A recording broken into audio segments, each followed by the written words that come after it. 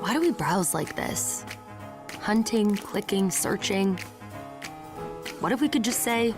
Very quickly, yeah. So one, I'm not saying that men can be women. We're making the claim that trans women are women and trans men are men, right? That's a separate claim from the original claim about pride. I do want to address the claim specifically about pride and how we're addressing like how people are negatively impacted. And as a society, we want to address this in terms of this so that we can reduce the likelihood of people being harmed or negatively impacted or not accepted in these communities. That's the point of pride in these conditions, right? Just because it is the case that issues have existed to a greater extent in the past. Okay, don't leave the video. Do not leave the video. Listen, that's Andrew Wilson, and that's a TikTok liberal soy boy who did the white dudes for Kamala Harris. I know, cringe. He sucks. We don't like him. And that's Andrew Wilson. He's lurking in the shadows. He's ready to attack. This is on Piers Morgan, uncensored, okay? And Andrew Wilson is going to take him down. Now, I had to post another video on this because of all of the positive feedback that I got from the last video in the comments down below.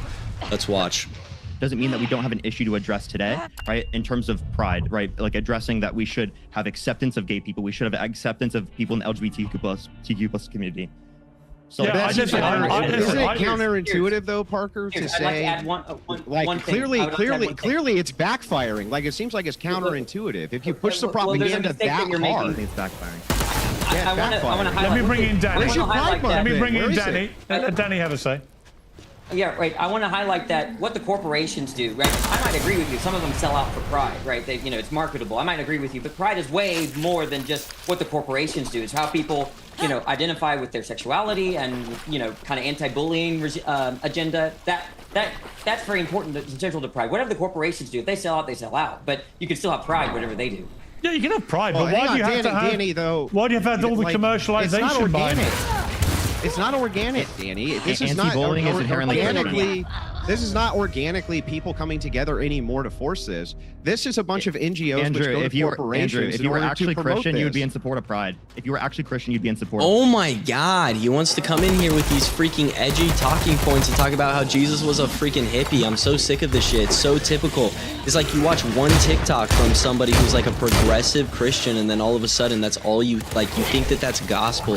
So, dude, these like Christian theology talking points that he like has in his little, you know, ammo box and crate or whatever, they're so lame and outdated, it's ridiculous. These were debunked in the TikTok community like when it was released. This is such old bullshit. Pride, because you'd be okay with accepting people. Is there a cardinal sin called that's what pride? Jesus said. Is there a cardinal sin called pride? Wait, it's not pride in a literal sense. It's pride specifically. Yeah, you know, that's actually a very good point. Pride is a sin. Pride. Why are you celebrating sin?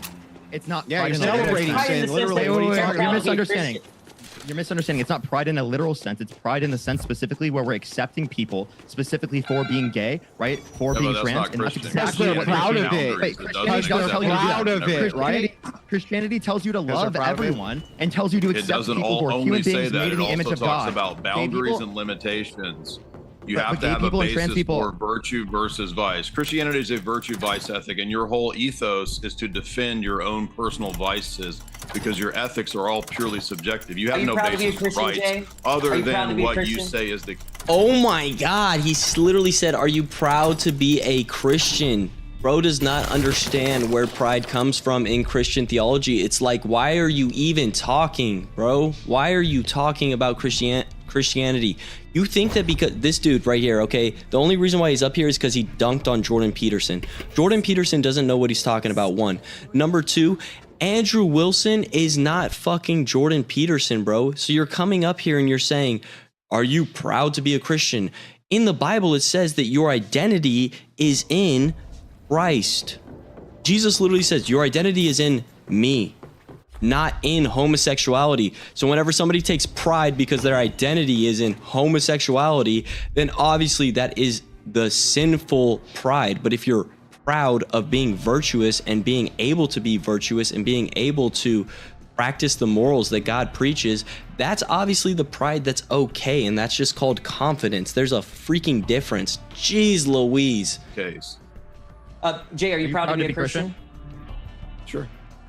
Oh, that's a sin. That's pride. an equivocation. I didn't make the argument. I didn't make the argument. That's an equivocation. We're not talking about the cardinal What's sin. an equivocation fallacy? Pride. We're talking about the sense of pride that matters, you know, to your identity, who you are, Christian. I said virtue, gay, vice, straight. ethic, and you used an argument from equivocation. It's two different uses of the word. No, you're equivocating. Wait, that's what you brought up the cardinal sin. No. Once again, I want to point out how he uses that keyword identity. That is very important. Yes, you are. I didn't say that pride is the sin that is respectfully, wasn't that exactly what you guys were doing when I said that pride wasn't used in a literal sense, but then you guys equivocated and said that we were... I didn't make that argument. Andrew made that argument. I said you don't have a basis for virtue or vice. So Andrew made a mistake. So Andrew made a mistake. I said you don't have a basis for virtue or vice. We were basing this around the idea that Parker said. What Parker said specifically here was, well, wait a second. If you're a Christian, you should be all about this. And it's like, no, not really. And you haven't really demonstrated how. Why, Parker? Why is it that we need to support homosexuality as Christians, Parker? Tell us why. Well, I was saying that you should be loving of thy neighbor as you're referencing specifically people, right? Human beings, right? If you're referencing why does that mean we have to support homosexuality? Why do we have to support homosexuality? I'm saying that you have to be accepting of people who are homosexual. Why do we need to support homosexuality, Parker? Okay, we're not saying you need to support like engaging in gay intercourse. We're saying that you need to support people who are. Bro, who said anything about having gay intercourse? What the fuck? This dude literally makes me want to crash out. Listen, if somebody was doing heroin, you wouldn't say, well, I love him and he's a heroin addict. I would literally, the first thing I would say is, you love him and he does heroin. What are you doing to make him stop? What are you doing to make him stop doing heroin? Because he is literally going to die. This is not good for him. What are you doing? If you love him, then you wouldn't just let him walk in a path of total destruction. That is not called love. Obviously. The fact that you don't understand this is so fucking insane. Everybody knows this. I'm the same age as these guys. I'm the same age. I went to high school with kids just like this. I bullied them. They were lame. And, you know, it's just, it's so crazy that they don't get this. Are gay as they are people creating the image of God. Why do we need to support them? Why do we need to support them in things that we consider sinful? You want us to support sin? Wait, I'm not saying that you should necessarily support sin. I'm saying you're supporting the person who engages in sin the same way you're a sinner, and that you engage in sin, yet you should be supported. So when homosexuals come to the church and they reject homosexuality, they're no longer acting in that way. They are accepted. They're not rejected. What are you talking about? Wait, by the way, nothing in the Bible says that being... So there's a vice virtue ethic that they're not understanding. It's not an identity, it's a vice. Exactly, because once again, it comes down to the keyword identity, and I think that God already knew this. I think Jesus knew this whenever he said, your identity should be in me, be in the teachings, the followings, the practices of me, and obviously the word of God. Wait, well, look, I want to bring this. I want to bring the pride bit to an end. We're going to move on to the last topic. All I would say is, look, I absolutely do not think homosexuality is a sin. I completely respect everyone's right to have any sexuality they like. I just don't see the point in spending a whole month allowing companies to virtue signal their way into making tons of money out of it. I just think it's the grasping commercialization of sexuality that I find so objectionable. Is your issue just how long? Is it you just want a week or a day? Like, what do you? Is that the issue? If you want to have a pride day, fine. But why a month? Goes on and on and on. It's a month or a day. Huh? Wait, couldn't corporations? Why isn't it a year then? Why isn't it all year?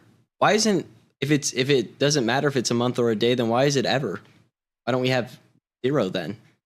If it's everything, then it's nothing. This dude is such a goofy head ass. If it's a day, it's a day longer than I get as a straight guy. I mean, what about me? Where am I? Where's my day? Are you bullied for being straight? We don't have the same issues. I get bullied all the time. I've been bullied on social media all day. Not for being straight. No. All right, let's move on. I want to play a clip from Joe Rogan. I'm going to start with you, Jay, on this.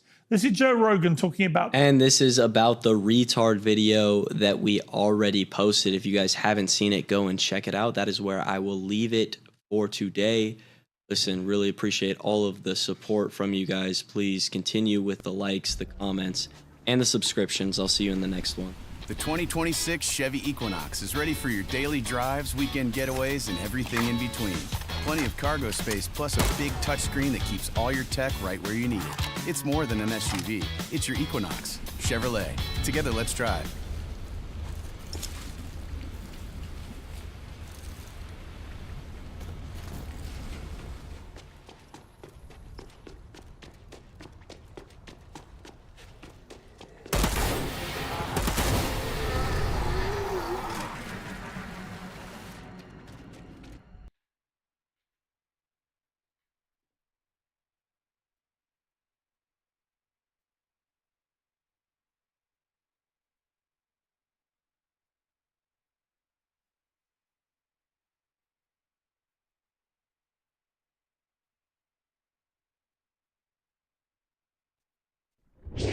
they are our first line of defense, and to continue to support the men and women of the U.S. Border Patrol, Customs and Border Protection, because they really are, as I just said, the first line of defense. And when we have threats from, organizations from other countries, this is serious.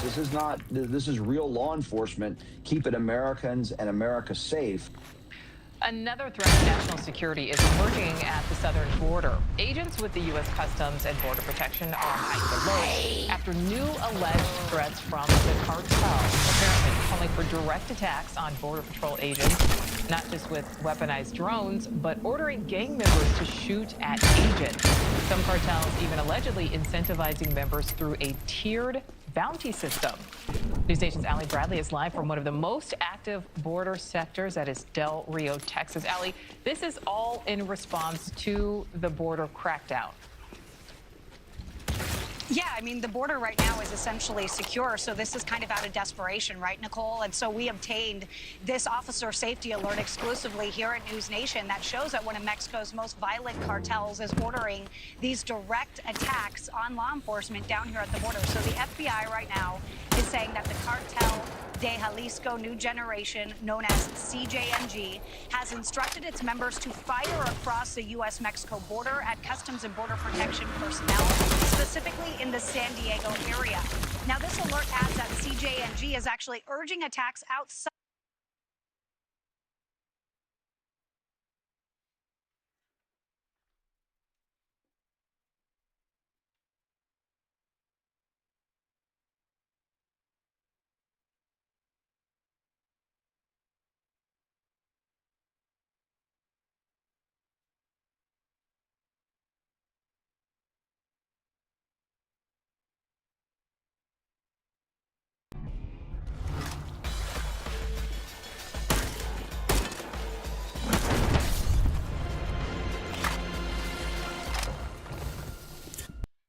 This alert adds that CJNG is actually urging attacks outside of its own territory. This move is designed to draw heavy retaliation and scrutiny from the United States and the Mexican government onto rival criminal organizations like the Sinaloa cartel. Take a listen to what retired Border Patrol Sector Chief Chris Clem had to say about it. It's going to be, an attempt to shift the focus and blame on one cartel to get the attention of the Mexican government and the United States government. This is like infighting within terrorist organizations to create, problems for their enemies. Now, in response, agents are being warned to remain hypervigilant, closely monitor their surroundings, and wear their body armor at all times, regardless of assignment or patrol area. And of course, Nicole, this alert really underscores the potential for that cartel violence to spill over into the U.S. Of course, right now, the federal government is assessing this threat and trying to kind of mitigate it right now. But again, just warning agents to be hypervigilant out here. Nicole. Yeah, so Allie, something you said at the beginning of your report there, the administration saying not a single person has been released into the country over the past 9 months. Have they now achieved their goal of full operational control? Not yet, but they are getting a little bit closer. So we got some new data from our sources that showed in December, they were looking at about 48 gotaways. Those are people who successfully evade law enforcement each and every day. So they were looking at about 48 a day. That's 1,500 for a month. But then fast forward to January, we look at those numbers. Our sources say that they were seeing about 29 a day. So they've almost cut that in half. And then you look at that number makes it about 900 a month that are successfully getting away. So you're still dealing with just under 1,000 people, Nicole, that are successfully evading law enforcement, and they're not being vetted. It's important for our viewers to know when they're a gotaway, they do not have interactions with law enforcement. They end up in the interior, unchecked, unvetted. They have never had an interaction with law enforcement. That's why they're called a gotaway. Nicole. All right, Allie Bradley live for us there in Texas. Thank you. Thank you for watching. Subscribe below and download our News Nation app right now on your phone, and you will get fact-based, unbiased news for all Americans.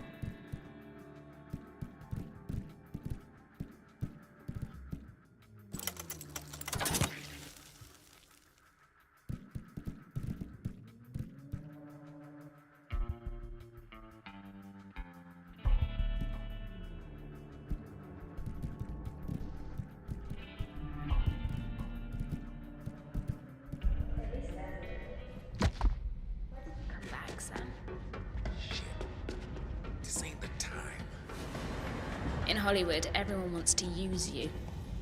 Or if they don't.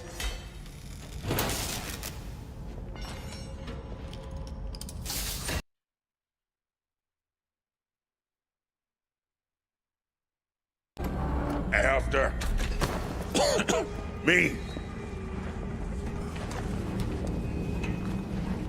Ooh. Oh, no,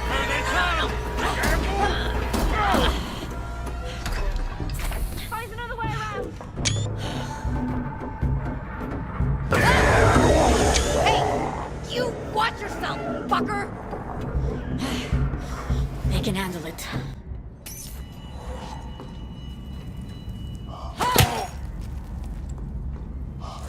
Okay, let's try this.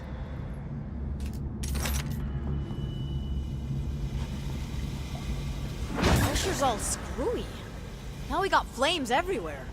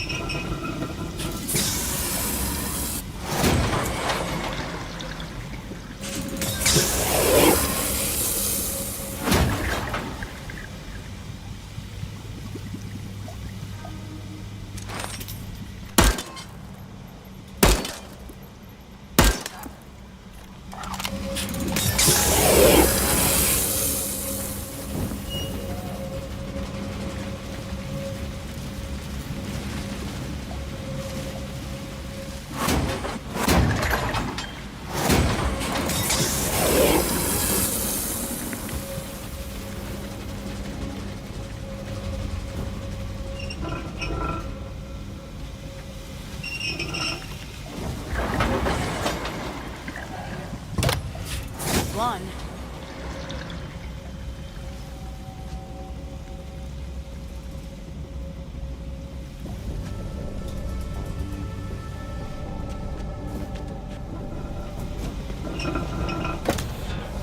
Two down.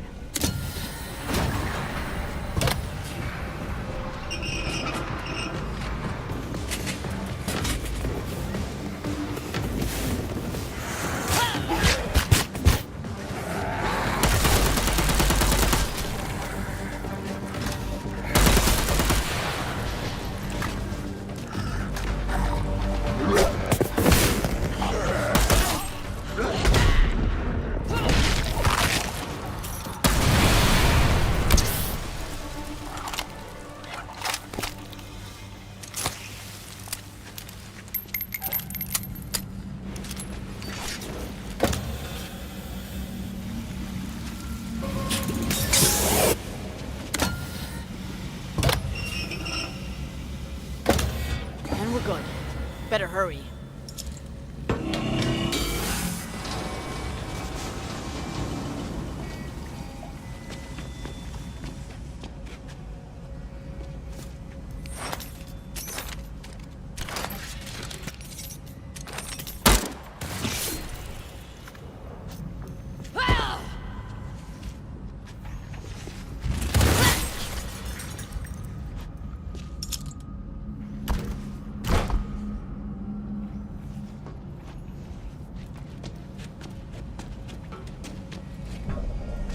We lost so many.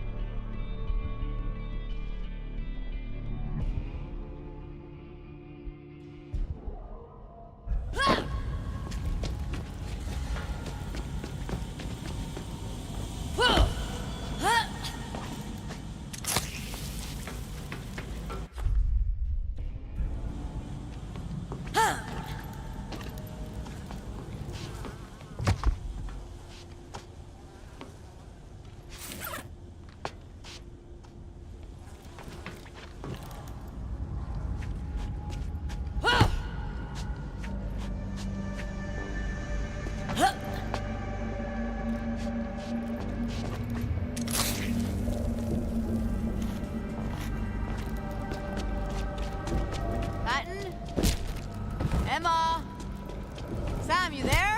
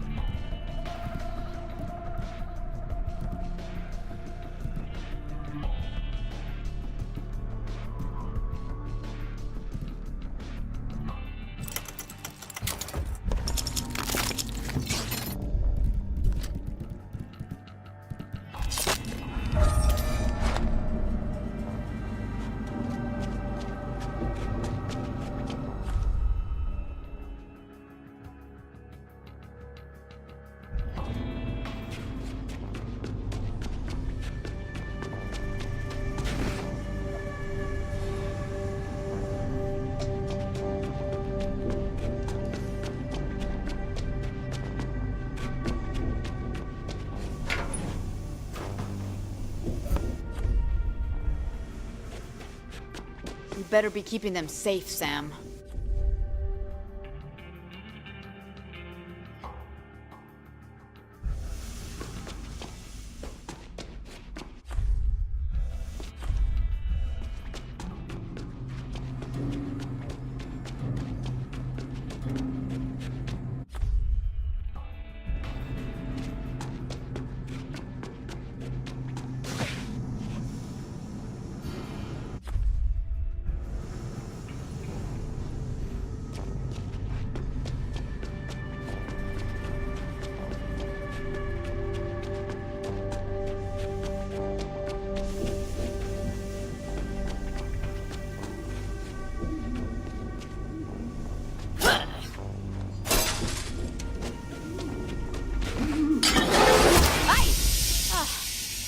Got me.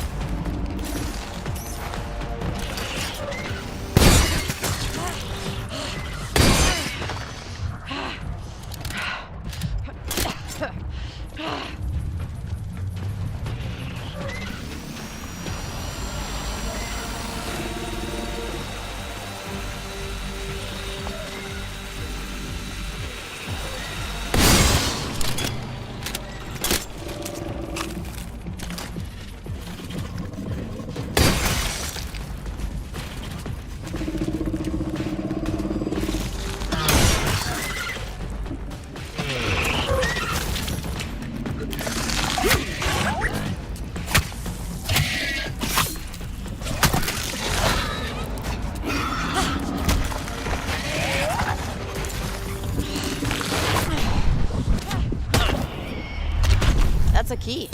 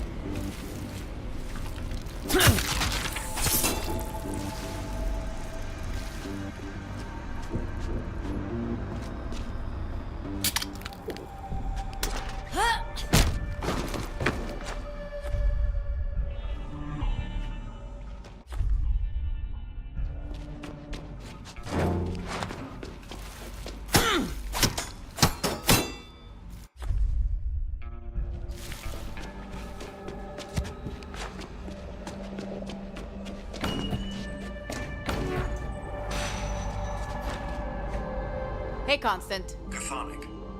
Adjective. Of, relating to, or inhabiting the underworld.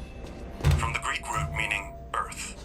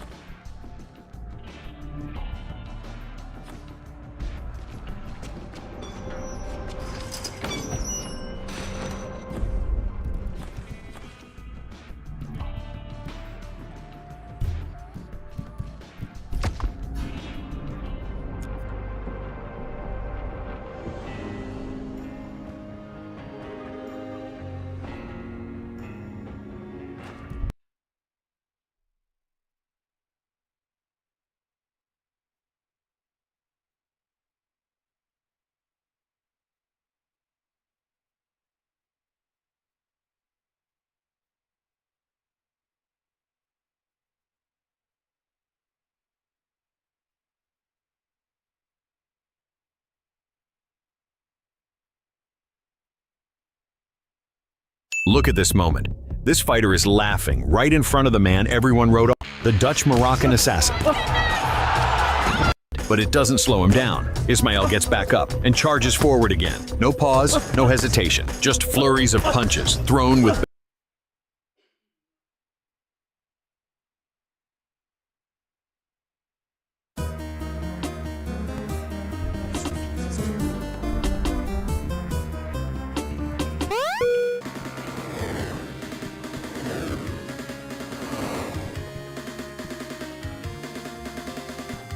Dune, the battle for Arrakis.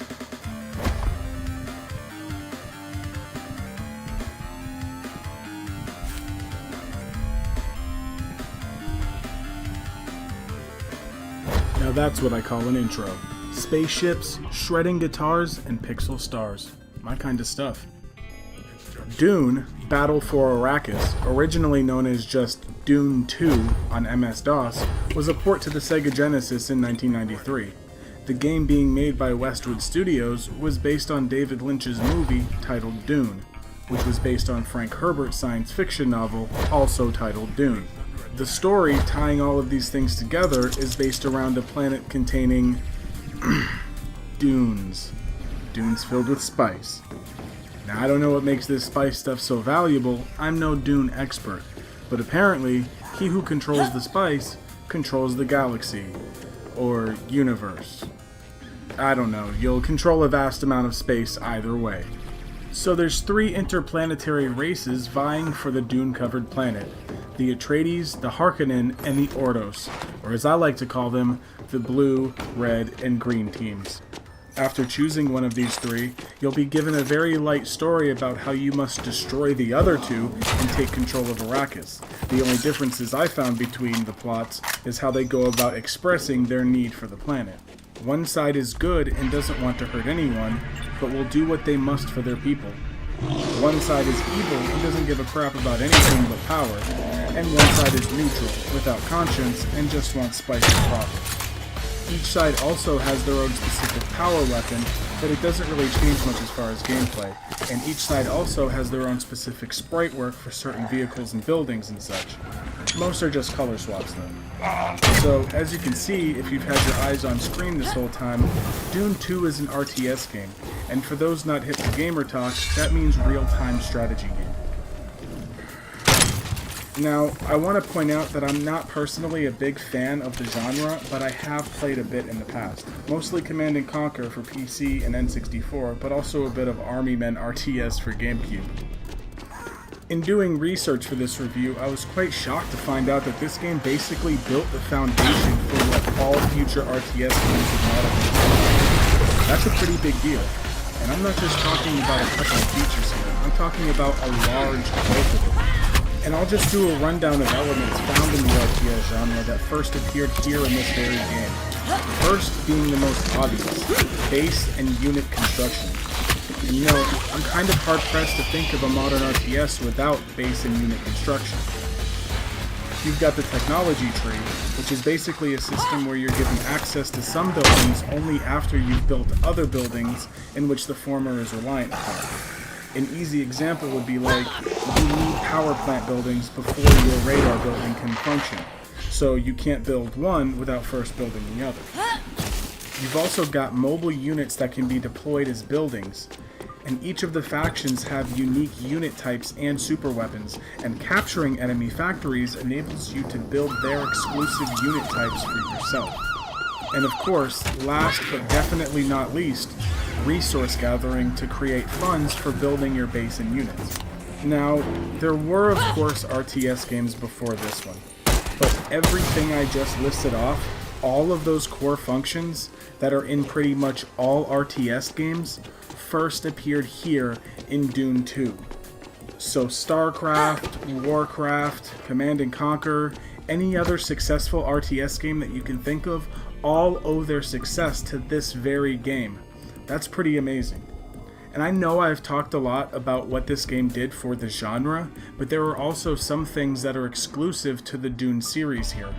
If you've ever played Command & Conquer, you'd know that when you send troops on foot through resource fields, they'll take damage, right? Well, in Dune, there are these giant sandworms that can strike at any moment when you're moving across any sand. They'll not only swallow up your troops, but they'll go after your harvester vehicles, which can be devastating, especially if they're near full and about to head back to the refinery. It's such a cool element to add into a game like this, and extra cool if you've ever seen the movie. But the game isn't all bells and whistles, however. It has its problems. Yes, it is the most influential game in the real-time strategy world, and it stands as the archetypal game of the genre, but knowing that it was the first, you can probably guess that it is a bit archaic. Being a huge success and laying the foundation means that other titles took this game and built on it, making the ideas better.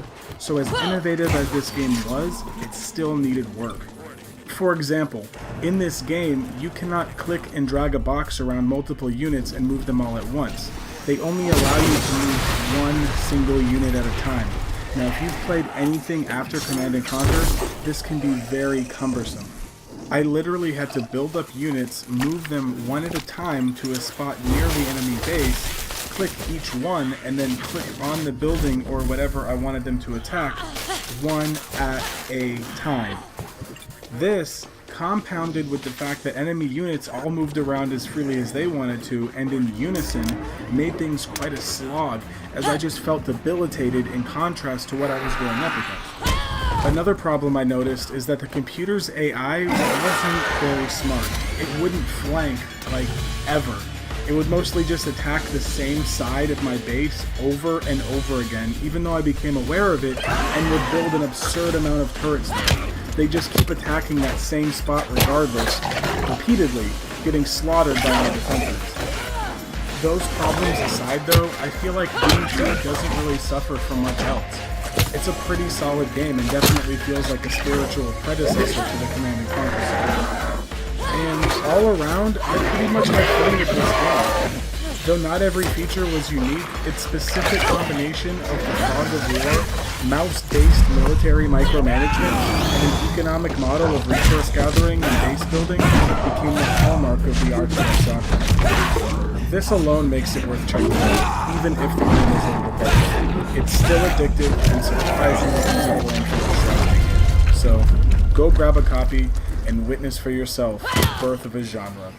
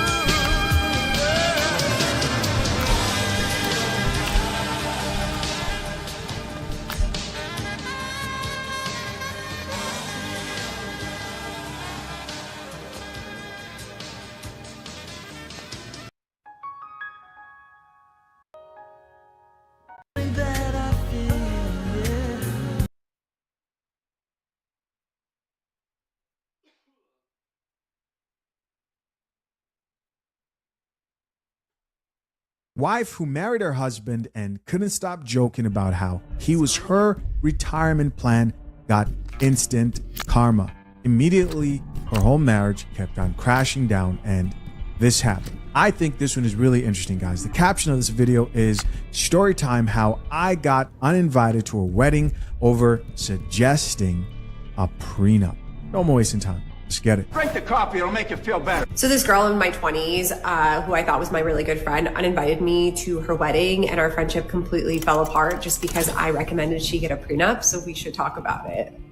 So mind you, me and her used to go on these like 2-3 hour walks every single week. And we would talk about everything under the sun. And so she started dating this guy. He was a self-employed consultant, somehow in healthcare, but he had done very well for himself. Right. And she was a nurse.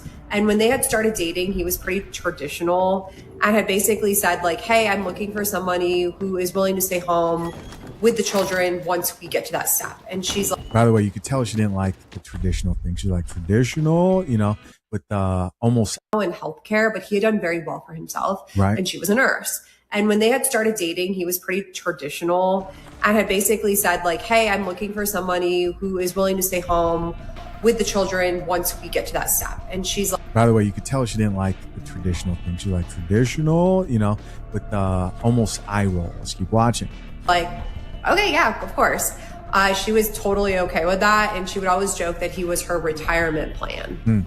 So once they got engaged, I was like, cool. Like we would talk about like what she's going to do herself, wedding stuff, just like normal traditional wedding planning talk. Right. And so when she had told me about their arrangement, like that they were actually dead serious, they were going to try to have kids as soon as possible, I recommended she get a prenup because I am an attorney and I have practice in divorce law.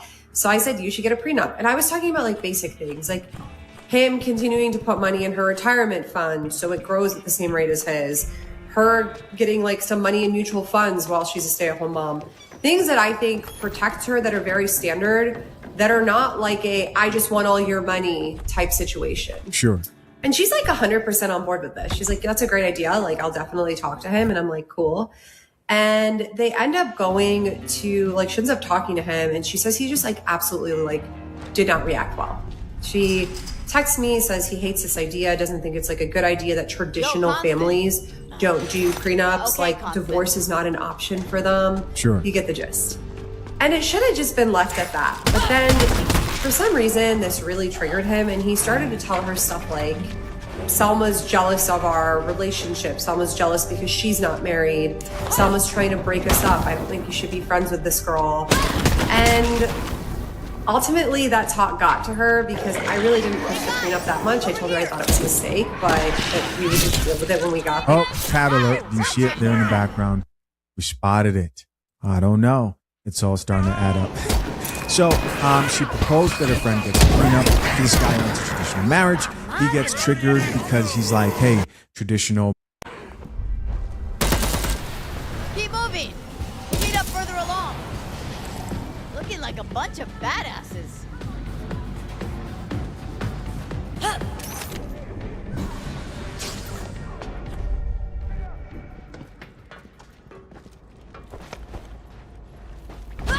Maybe Andrea was right about Emma.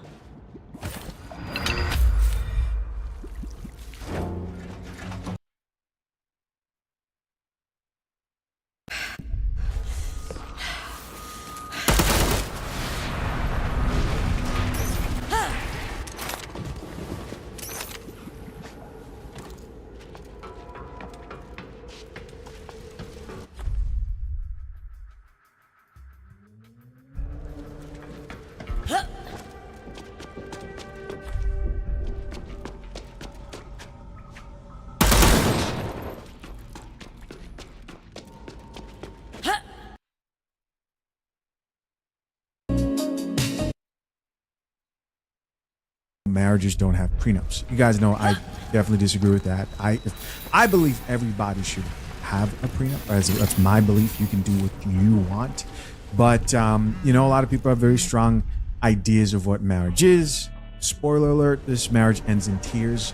overall. There's a lot to talk about here, so let's keep listening. A quick word about the sponsor of this channel, fathershaverights.com. While having a conversation with one of the expert attorneys in our prenup guide, he made a pretty shocking statement. He said, everyone has a prenup when they get married. He went on to say they're called divorce laws. And if you don't draft your own prenup, the government writes one for you. That means politicians and courts you have never met will decide what happens if your marriage ends. And while every husband, like myself, hopes that our marriage ends till death do us part, the reality is over 50% of marriages today end in divorce. So the real question here is, do you trust strangers to write your prenup, or do you want to write it with the woman you are marrying? If you'd like to take charge and learn how to draft your own prenup, hit the link pinned to the top of the comments section and take the first step in securing your marriage today.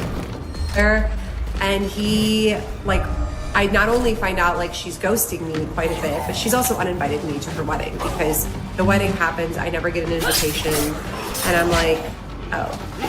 But I let it go because quite honestly, like, I don't want to make their marriage any harder than it needs to be, and like I honestly don't want a friend who, if I try to give you just a piece of advice, it escalates that quickly. So I just moved on. Let's flash forward to 2025, shall we? And I get a text from her and she says, I know it's been forever. Right. I would appreciate if you call me. Like, if you don't call me, no worries. And I'm like, okay, there's something serious has to be happening. If I haven't heard from this girl in like 6-7 years now, and suddenly she is like texting me, what? And so I'm like, I text her back. I'm like, I'll call you after work. So I end up calling her, and the retirement plan didn't work out. You guys want to guess? You want to guess? So he is obviously a POS, and they are getting a divorce. Like, he is, like, she knows he's planning on filing, and so she wants to know what she can do to protect herself at this point. Mind you, she got pregnant, I don't know, 4 months after they got married, that many years ago.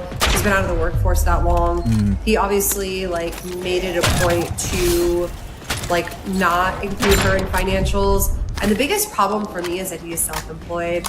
And being self-employed, especially at a smaller company, is a much bigger beast than your normal W-2 employee, which is why I suggested the prenup to begin with. Okay, so let me give a bit more context here to what's going on. I am not an attorney. This is not legal advice, as you guys know. If you want legal information, head over to fathershaverights.com. We have expert attorneys who can help you with that, specializing in prenups, right? So let's recap real quick. She has a friend. Friend says, hey, I'm getting married. Okay, great. Here's the guy I'm actually marrying. She finds out, oh, this dude's really successful, works for himself, right? Self-employed. And friend right here suggests to her friend who's getting married, you should probably get a prenuptial agreement. She brings it up to the husband. He doesn't like it. And he thinks that traditional people don't get prenups. And then later on, they divorce. And she reaches out to her attorney friend, because her username here is Salma, your lawyer, big sis, so she's a lawyer, and asks her for help. Some of you may be wondering, why did she say that there's more confusion, right? It's a bigger beast, which means it's harder to deal with a divorce from a man who you want resources from because you've been a stay-at-home mom when he is self-employed. Well, to understand the context here, we have to start from the very beginning. Most people believe that the first person who suggests a prenuptial agreement is typically trying to get over on the other person. That's what most people think. When you hear she brought up a prenup to him and he makes more money than her, a lot of people think, oh, there has to be something shady going on there. And it's not always the case. I'm not saying there wasn't something shady going on here, because I actually do think that her saying, this guy's my retirement plan, is different from a man saying, hey, I'm going to retire you. Like, you're getting taken care of. Don't worry. But if somebody who keeps joking around about how you're their retirement plan, I think that's a red flag. But I want to make these 3 things clear. Number 1, you have the first type of woman. That first type of woman is like the equity-minded and orientated woman, right? She understands that there's a lot of confusion surrounding divorce and that it's possible. Right? She looks at the divorce statistics and doesn't think she's above it. She understands that it could happen to anybody, you and me included. And she says, you know what? I want something that's more predictable. I want lower legal costs. this, right? I don't want to spend money paying all these attorneys and the courts and attorneys eating off our pockets in case things don't work out. She understands that a prenup comes with clear expectations and that they are clear incentives to fight over things because everybody knows what's at stake here. We know what happens in case things don't work out. And she's also open to negotiating. That's how you can typically tell that this type of woman is more like equity minded. So she's willing to compromise. She's willing to get to a place where you're like, okay, I think I'm cool with this, and she's fine with what she's agreed upon as well. Most people, again, just think the first person that brings up the prenup is typically in the wrong, and that's not true. Right? That's not true. Number two is the gold digger, right? This is the chick who approaches a prenuptial agreement. I don't know if you guys remember a video a while back that I did. It was featuring James Sexton, but he was talking about a guy who was marrying a woman, and she had this whole list of things that she expected: vacations, bags. She wanted investments, houses, and he was a millionaire, right? A multi-millionaire. But she had this list of what she was wanting to extract financially from that relationship. That's that first type of woman, right? She's a gold digger. Point blank. And sometimes it's not always that apparent. But the main point, she's more focused on what she's going to get out of the situation, and there's less compromise about what she's going to leave with. This is also typically the type of woman who's trying to trip a man up with like cheating clauses. Like, let's just add a cheating clause in there, not define what cheating actually is. And even if you do define what cheating is, at least I know I can argue that and say, hey, that woman who you were texting, who you never had any physical contact with, well, you emotionally cheated, so I deserve this. And last but not least, you have the stay-at-home mom. Now, the interesting thing about stay-at-home moms is these type of women are who current divorce laws were made for. That's part of the reason why people say that divorce laws, marriage laws need to change. And also part of the reason why men usually get triggered when you talk about this, because you have women who love the benefits of the current laws that assume that a woman is, pregnant and barefoot, staying at home, taking care of kids, not working at all. They assume that. They get the benefit of that with the laws, but they don't embrace those laws in practice when you're actually married to those women, right?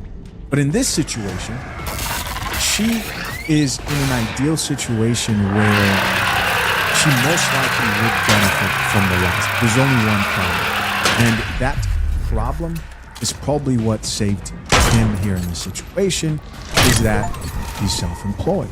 Now, for those of you who may already know where I'm going with this, you probably remember the video of the wife. At this time, they were divorced, right? The ex-wife who was asking for more child support because she was claiming that her ex-husband makes like $5 million because of all these businesses that he owns. Right? If you don't remember, I'll explain to you why she says dealing with a self-employed significant other is a whole different beast. I did a video where there was ex-wife, it was like the court hearing vids that I usually do, and she's asking for more child support because she says this guy makes a lot of money. I know you guys don't know this, but he makes a lot of money. He owns all these businesses. And so they start looking over documentation to see, does he actually own all these businesses? And they find out that yes, he owns multiple businesses. He's a full owner in some, a part owner in others. And by the end of it all, it didn't matter. Why did it matter? Well, it didn't matter because even though those businesses may have generated millions of dollars, revenue is not considered income. What's considered income is how much he got paid. So what matters is not what the businesses made, it's what he got paid from those businesses. So let's say he decided to pay himself $150,000 a year. That's his reported income, and that's what they would use to calculate child support, alimony, so on and so forth. Now, before you say, well, that's unfair, he's hiding money, typically businesses are tough to maintain, right? Not only do you have expenses, you have to reinvest back into your business, you need to invest in marketing, You have payroll. There's just a whole lot that goes into businesses. And just because someone made a certain amount of money doesn't mean that that's the money they actually took home with them. Business is tough.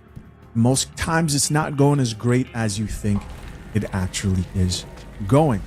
Now, can there be probably opportunity for someone to creatively maneuver? I'm sure, right? I'm sure. And that's the situation that you're probably seeing right here. Chances are, because he didn't have a prenup, he probably got like short-term alimony and got something, but could it have been close to what the attorney here was suggesting of him investing a portion of money, which I don't think is too much. You know, if she's asking like, hey, ask him to invest some money for you. I didn't hear anything about some crazy cheating clause or bags. Just like, hey, maybe he can invest for you continuously over time. I don't think that's too much to ask if you ask me. Maybe you guys may disagree, but I do have a problem with the mindset of a woman joking about how her retirement plan. I think that's just like a red flag. I think it's the way it's said. Right? It's one thing to say, hey, I have a man who's taking care of me and I'm very grateful, but to, you know, it sounded like she would like bring it up a lot. Like, yep, he's got me. Yep, it's all gonna be good. I found one that I'm gonna clean out. And luckily for him, that did not happen. Normal W-2 employee, which is why I suggested the prenup to begin with. And so, yeah, we ended up duking that out against my boundaries. I ended up helping her quite a bit. Did you say duking that out? And we got through it, but she did not come out as well as she should have because she didn't get the prenup. This is just to say, like we are like cordial now. Cordial. I told her she needs to make a TikTok and talk about her story because I think people could learn a thing or two, but she's not interested in that. But yes. So if you're wondering, I did get permission to make this video. I got permission like last year and then just didn't make it. But I've recently been seeing a lot of you say, hee hee ha ha, this guy's my retirement plan. I don't know what our bank accounts are. I don't know where our mortgage comes out of. Like, ladies, let's be doing our due diligence. All right, so let's check out a few of these comments, see what the people have to say. Top commenter says, who would fumble a divorce attorney friend? Somebody responded back to.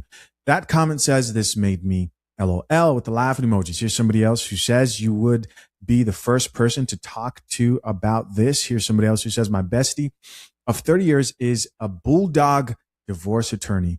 I remind my husband of this constantly. That's crazy. Okay, so I just want to address a few of the comments that I've been getting. First and foremost, this comment's just hilarious. It made me literally cackle out loud. But if you cannot have a conversation with your future husband or your current husband about finances and without him getting super emotional, aggressive, defensive, that is a huge red flag. That is not something to take lightly. That is very serious. And I think too many people don't want to rock the boat. But ladies, you need to be rocking the boat, okay? I mean, this can go both ways. This also applies to men. This applies to everybody. But you should be able to have an open and honest conversation about finances at any given time without it being this hostile situation. Second, everybody needs a prenup. Every single person. I don't care if you're both brokies and you're both starting out your careers, you're both trying to figure it out. There is going to always be a reason to get it. So say you marry a guy and you both don't have any money yet, right? You're still building your future. And he is super financially illiterate. And he puts you in a bunch of debt. You could be on the hook for that. Like, you inherit the bad with the good financially when you marry somebody. It's that serious. And mind you, you could end up in a situation where you are an absolute powerhouse and you end up being a super breadwinner and you end up being the one who has to, like, you have the kids and you do everything for this man. And at the end of the day, if he doesn't get it together and you get divorced, on top of you having to do all of the labor of having the children and probably being the primary caregiver, you're going to end up paying that man some money. You don't want that. Do you want that? I don't understand. Like, ladies, let's do our due diligence. And third, I just want to remind you that in some states, post-nuptial agreements are recognized. You'd have to look at your own state law and consult a lawyer within your state. But there is something called a post-nuptial agreement. And it is basically exactly like it sounds. You get married and then you decide you want to enter into a legal agreement related to the like finances within the marriage. And this could be a wealth of protection. So if you fail to get a prenup and now you're like, woof, I should have done that. I mean, obviously there are different like stipulations around it, but I would 100% recommend looking into it. So anyway, I probably will make a lot of videos related to this content. This is like the content that I live for outside of story times. I love helping educate, especially women. Like obviously this is for everybody, but I just love content like this because I don't think women do enough to protect themselves. So another huge pro to getting a prenup is you have to do something called a full financial disclosure, at least in the state of Indiana. And basically both parties have to disclose like all of their debt, student loans, credit cards, personal loans, you name it. They have to talk about what all the assets that they have, all of their brokerage accounts, their retirement funds, their bank accounts. They have to talk about like any inheritance they have or expect to get. They have to talk about any business interests, any royalties they're getting from any projects. I mean, it is supposed to be a super in-depth exercise. So you also get to learn a lot about your partner in like a financial sense, because I think we talk surface level. We talk about like salary, like how much do you make? How much, are you putting in your retirement account?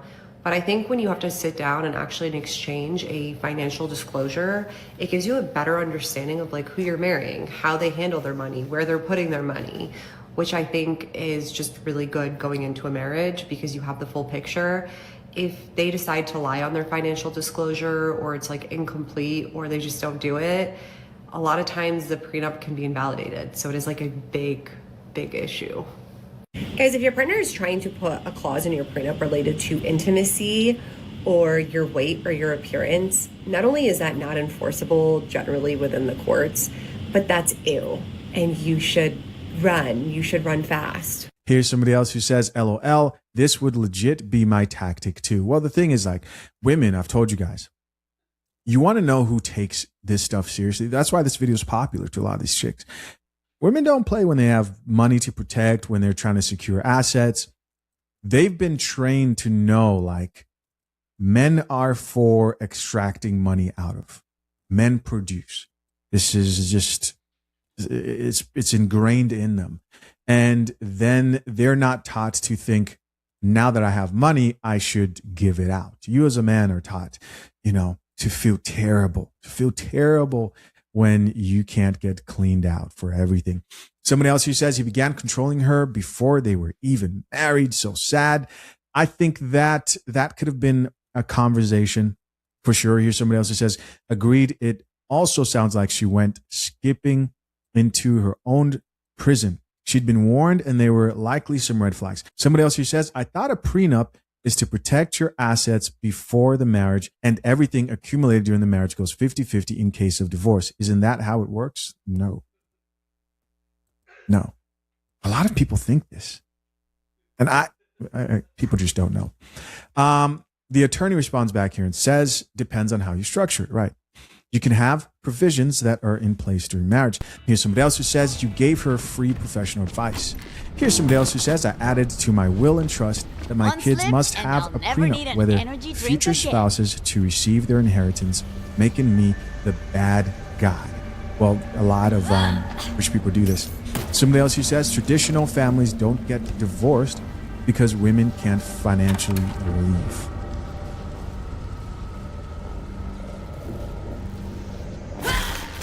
That's not true. They leave all the time. Here's somebody else who says she should not have told them that the prenup was your recommendation. Somebody else who says some fiancés and wives forget how to be friends. Another person here added, you get insurance for your car, hoping you'll never get into a car accident.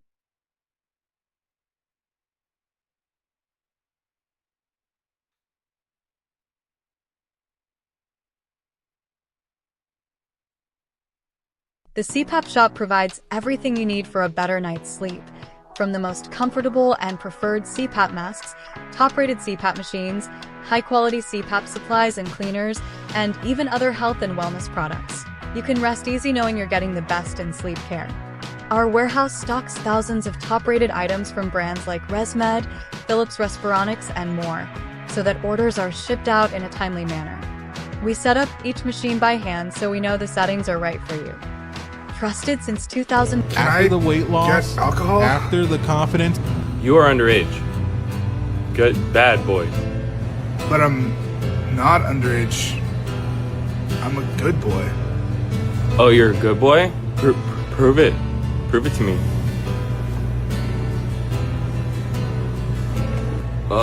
What alcohol do you want?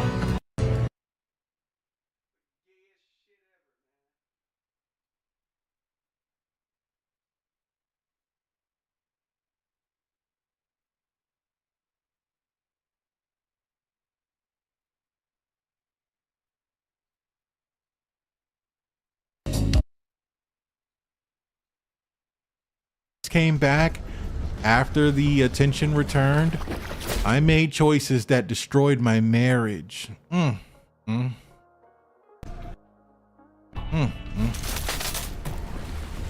ended up hiring a trainer to tone up.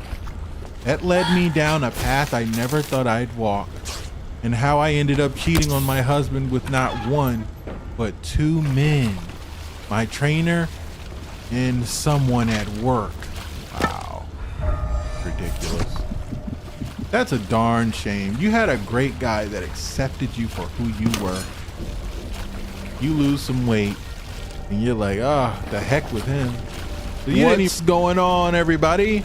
Hope everybody's feeling good. Hope everybody's doing well. Guys, we are back with another email. Man, when I saw this,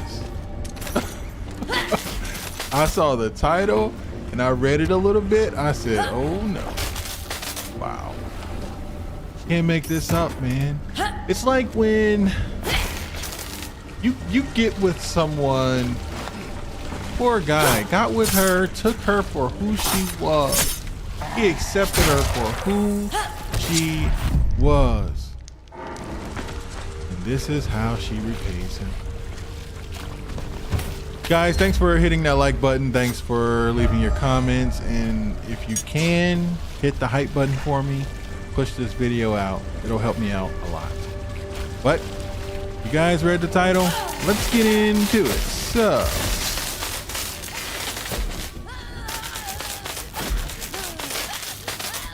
I had a man who loved me at my worst, and I still betrayed him. Hello, I found your channel after my divorce during some very long nights where the silence in my apartment felt louder than anything I've ever known. Most of the emails you read are from men, I know, and honestly, I think that's exactly why I need to write this. Because I was the one who broke a good man. My name is Brittany. My ex-husband was the most patient, loving, and accepting person I have ever known. He loved me at a time when I didn't even like myself. When we met in early 2022, I was 347 pounds. The biggest I'd ever been in my life. I was coming out of a deep depression and barely recognized the woman in the mirror. I avoided mirrors. I avoided people. I avoided being seen. We met at a city hall conference. I was there as part of a community panel, speaking about local issues. Public speaking was one of the only places I ever felt confident back then. Ironic, right? Considering how insecure I was about everything else. After the panel ended, I stepped outside to get some air, and that's when he came up to me. I remember thinking he must be lost or just being polite. Instead, he smiled and told me how confident I looked speaking to the panel. He said he loved the way I explained things and how passionate I was. Then he flirted with me. Actually flirted. I was shocked, completely stunned. No man had approached me like that in years, especially not at my size. I remember nervously laughing and looking around like he had to be joking. When he was asking me out for dinner, I genuinely couldn't believe it. I almost said no out of pure disbelief. Our first date almost didn't happen. I was so nervous that day that I stood in my closet for nearly an hour, hating every single thing I owned. Nothing looked right. Nothing felt flattering. I was convinced everyone would stare at me in the restaurant, that I'd embarrass him just by walking in. I seriously considered canceling, but I didn't. When we met and were waiting to be seated, I could tell he noticed something was wrong. He was asking me quietly if I was okay. I tried to brush it off, but eventually I admitted the truth, that I was nervous, that I wasn't used to eating in restaurants anymore, that I usually just ordered food to go. Aw, she was embarrassed. Without hesitation, he smiled and said, "That's okay. We don't have to stay." He walked me back to my car and we ordered the food to go together. We sat in the parking lot and ate in the car. Shouldn't be laughing at me. We sat in the parking lot and ate together in the car, laughing and talking like two teenagers. No pressure, no judgment, no embarrassment. That was the night I fell in love with him. From that night on, we were inseparable. We dated exclusively for 15 months. He never rushed me, never pushed me, never made me feel like I needed to change to be worthy of him. He would gently offer to go on walks together or invite me to the gym. But if I said no, he accepted it.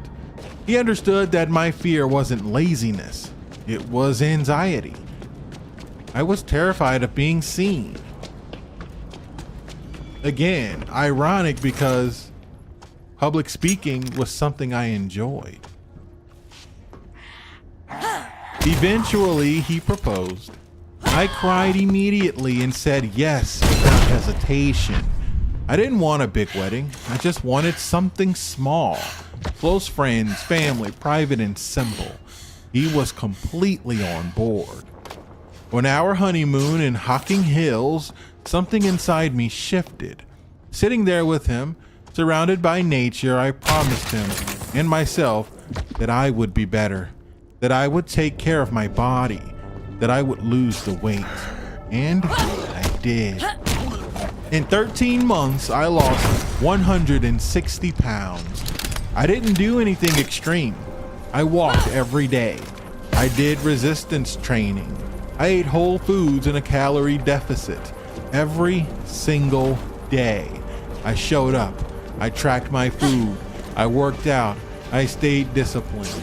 I told myself I was doing it for me. But if I'm being honest, I did it mostly for him because I loved him. Or at least I thought I did. What happened? What happened next is something I still struggle to fully understand about myself.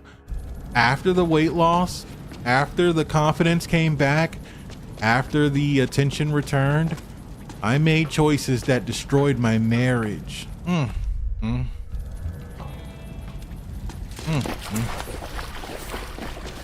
I ended up hiring a trainer to tone up.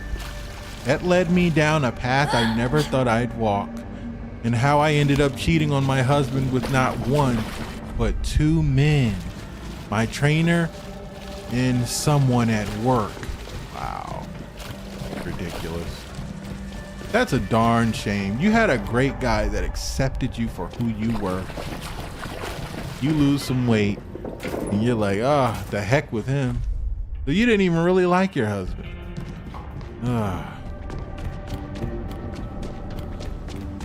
After losing 160 pounds, my entire world changed.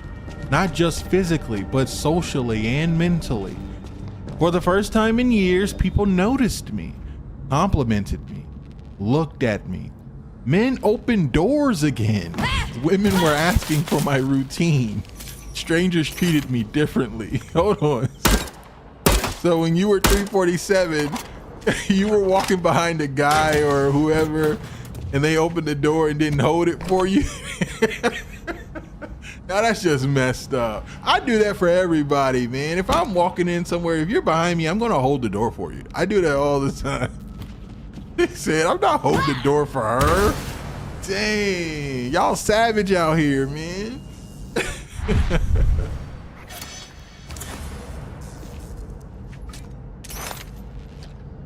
Strangers treated me differently, she said. And instead of grounding myself in gratitude for the man who stood by me at 347 pounds, I let the attention get to my head. I told my husband I wanted to tone up, that I wanted help building muscle and tightening loose skin. He supported it immediately. No questions were asked. He even helped me look for trainers. Wow, he found the guy that slept with you. That's crazy. I chose one at a local gym. At first, it was innocent. He complimented my discipline, my transformation, told me how impressive my weight loss was, said most people couldn't do what I did, and I soaked it up. I didn't realize how much validation I was craving until I had it again. My trainer flirted. Subtly at first, longer eye contact, comments about my body framed as professional observations. I knew it was crossing the line, but I didn't shut it down. I liked feeling desired. That's the truth I hate admitting the most. One day after a session, he was asking if I ever felt like I missed out. Being overweight most of my life, married young, never really having fun. That question planted a seed that didn't belong in my marriage. I didn't take long after that. The affair with my trainer started quietly and escalated fast. I told myself lies to justify it. That it was just physical. That my husband didn't need to know. That it didn't change how I felt about him. But it did. Around the same time, someone at work started paying attention to me. Southwest morning begins now. We need to sit with them! Oh no. Privacy. I thought you checked us in last night. Well, I was a minute late. I am not sitting in a middle seat! Get out of the way! Let's go! Let's go! To me. My boss. He complimented my confidence during meetings, told me I had changed, was asking me to stay late to talk strategy. I should have shut that down immediately, but I didn't. What started as flirting turned into text messages. What turned into text messages became something physical. I was living two separate lives and somehow convincing myself I could keep them from colliding. All it took was some compliments to get in your drawers. That's crazy. I couldn't. My husband found out. I won't go into details out of respect for him, but I'll say this. The look on his face when he confronted me is something I will carry for the rest of my life. It wasn't anger first. It was devastation. He was asking me one question that still echoes in my head. I was never enough for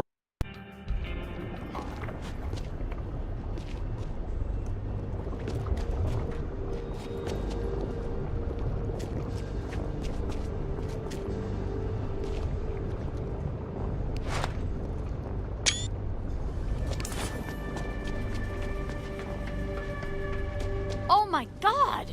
Could I? Yes. How you doing over there, dudes? We're good. Catherine thinks we're nearly there. You? Well, I just found a train. It might still be working. Gonna try it right now. A train? Can you drive one? Random button pushing has worked for me so far. Enjoy your walk. Thanks. Is this gonna be noisy? Yeah, probably.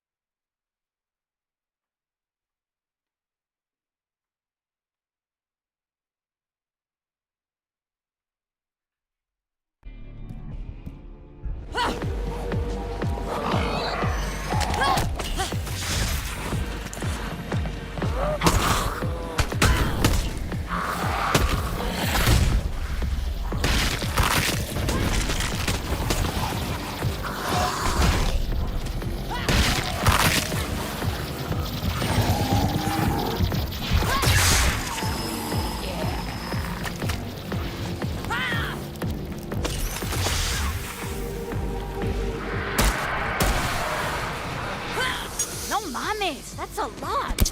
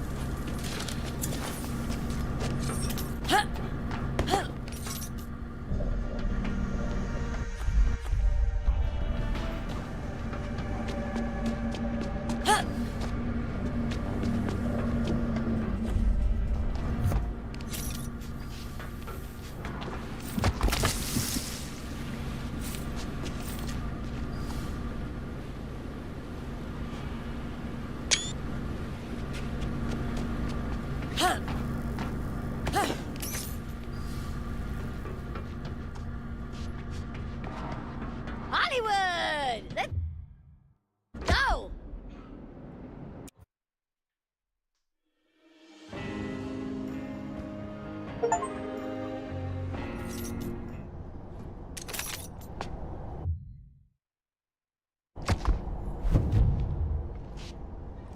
Hey, I made it to the station. You guys here yet? Hello? Ha! Knew I'd beat them.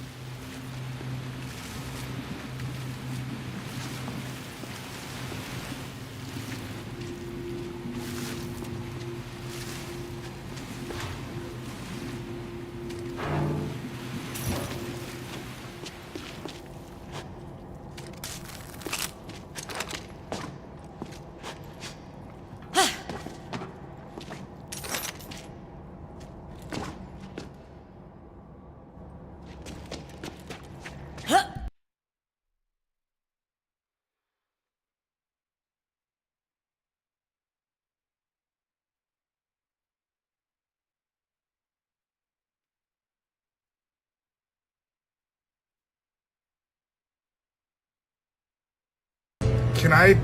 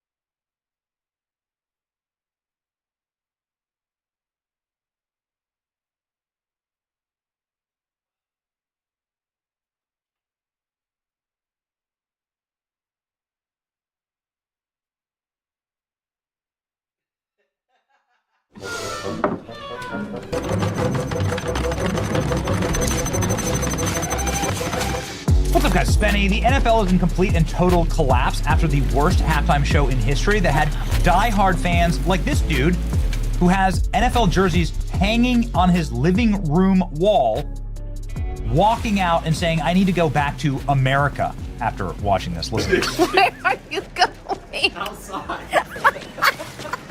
Back to America. Cody Lee. Back to America. I'm going back to America. Yes. He has his Kansas City Chiefs cooler there. This is a NFL mega fan. And wherever he lives, Kansas or Texas or whatever, he's saying, like, I can't even stand this. I'm leaving. Imagine spending $10,000 per ticket and then seeing what? This. This is what it looked like from the stands. Nobody could even see anything. Why even have this on the football field? Nobody in the stands could see anything. It's entirely pointless. Bad Bunny spent the entire time running around a bunch of human plants. There's probably some subliminal messaging there. There you go.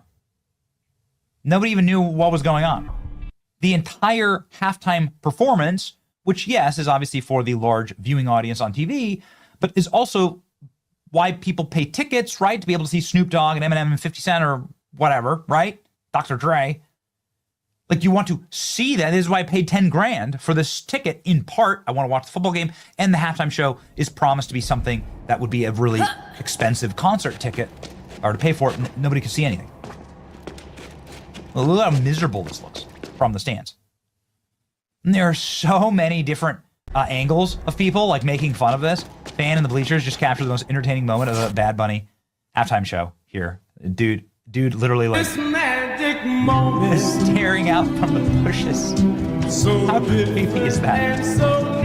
What the hell is this in a bush? Look at this. Look at how bad it was. Anyway, the whole thing was atrocious. Obviously mogged by Turning Point USA, getting the #1 live stream in the history of YouTube for entertainment. Look at this. Nobody can even see anything.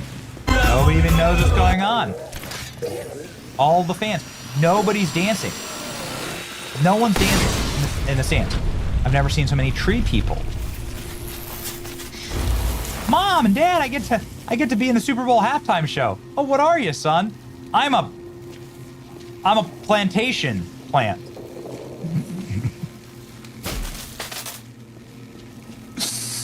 Is this why Bad Bunny fled? Here's Bad Bunny after the show, looking terrified, looking very scared, and like drugged out of his mind. Oh, yay. We're gonna cheer stuff. We're gonna chant stuff. But how was it out there? How was it? That was great. Look at him. What's he running scared of? He looks terrible. Maybe he's scared of understanding exactly the kind of damage that he's done in the NFL and the National Football League. And that's why he's deleted all of his social media accounts. Bad Bunny deletes his Instagram posts following Super Bowl halftime show. The Puerto Rican star performed entirely in Spanish. Nobody could understand what the hell was going on. Bad Bunny has now deleted 51 million followers. His account's completely gone dark. 0 posts, 0 following. Zero avatar at all. Oh, you are just what I needed. He's taking a break from social media just hours after the Super Bowl halftime show. The Puerto Rican star removed all of his posts from Instagram Grid along with his profile photo. He unfollowed everyone, leaving just a link to his last album. Bad Bunny did not. Delete everything, but still give me money, right? Didn't announce to his 50 million followers why he was undertaking the major overhaul and deleting everything. He hasn't even promoted the show at all, right? Like, he hasn't gone out and like done a round to promote the show. I love how they bring in the Satanist here, right?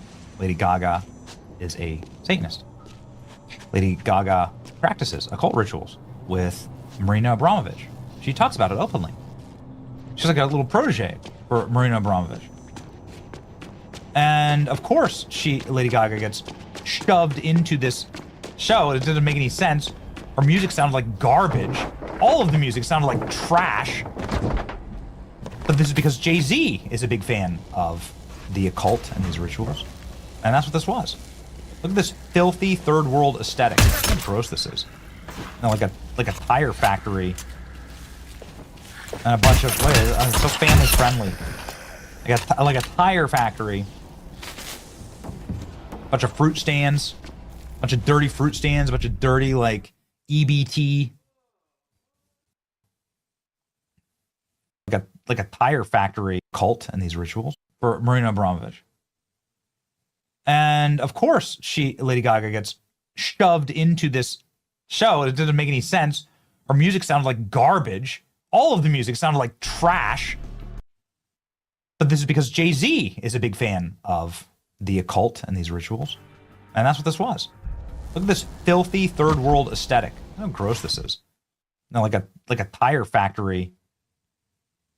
And a bunch of, it's so family friendly.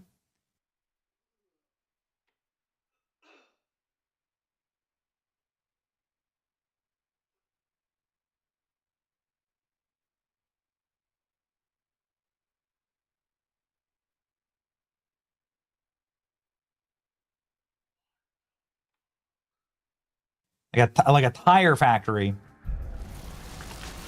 Bunch of fruit stands. Bunch of dirty fruit stands. Bunch of dirty, like, and a bunch. That's what this was. Look at this filthy.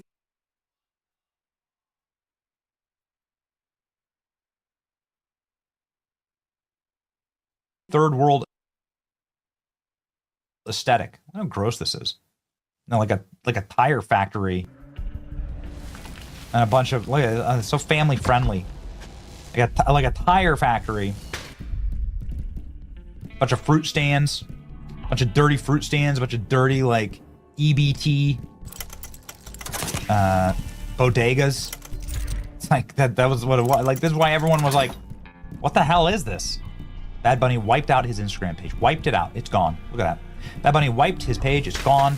The performance was so bad, he deleted himself from the internet to avoid being bullied. Total chud victory. That's right. No way he switched up on the day after his performance. Regrets already. Totally not suspicious behavior after all.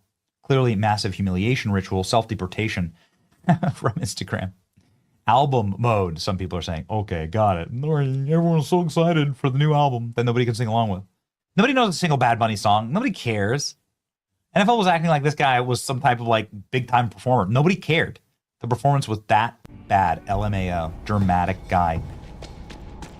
Best thing I've seen so far.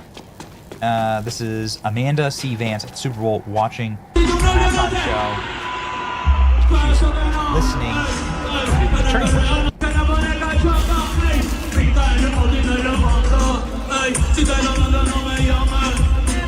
Yeah, because there's actually songs that you can sing along with at the Turning Point show.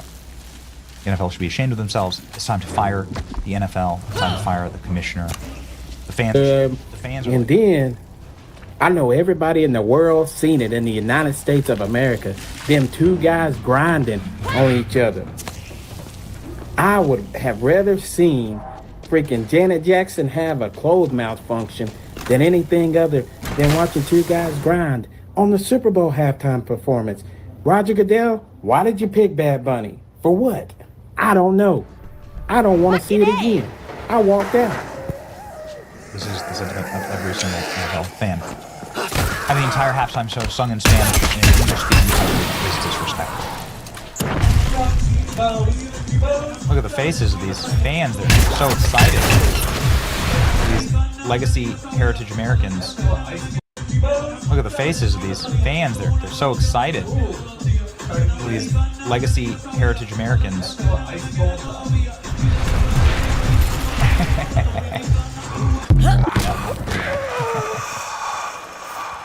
Wow. Look at this. How would you describe the energy in the stadium here exactly? Look at how many people are. Look at how many people are dancing and having a great time. Wow, everyone's like not moving at all. In fact, no one is dancing. No one is having a good time. Yeah. Who the fuck is this nigga?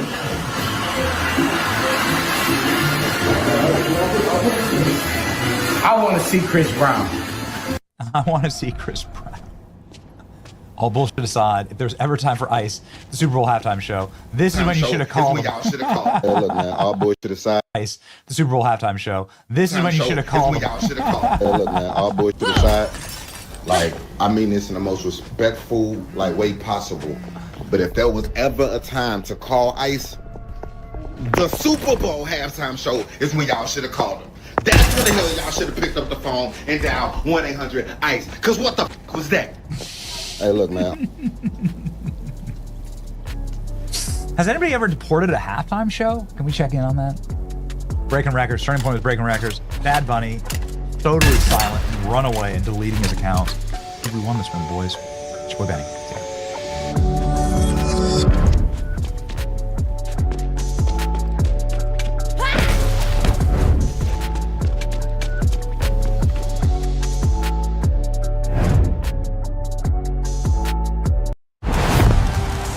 Welcome to the 2027 Super Bowl halftime show.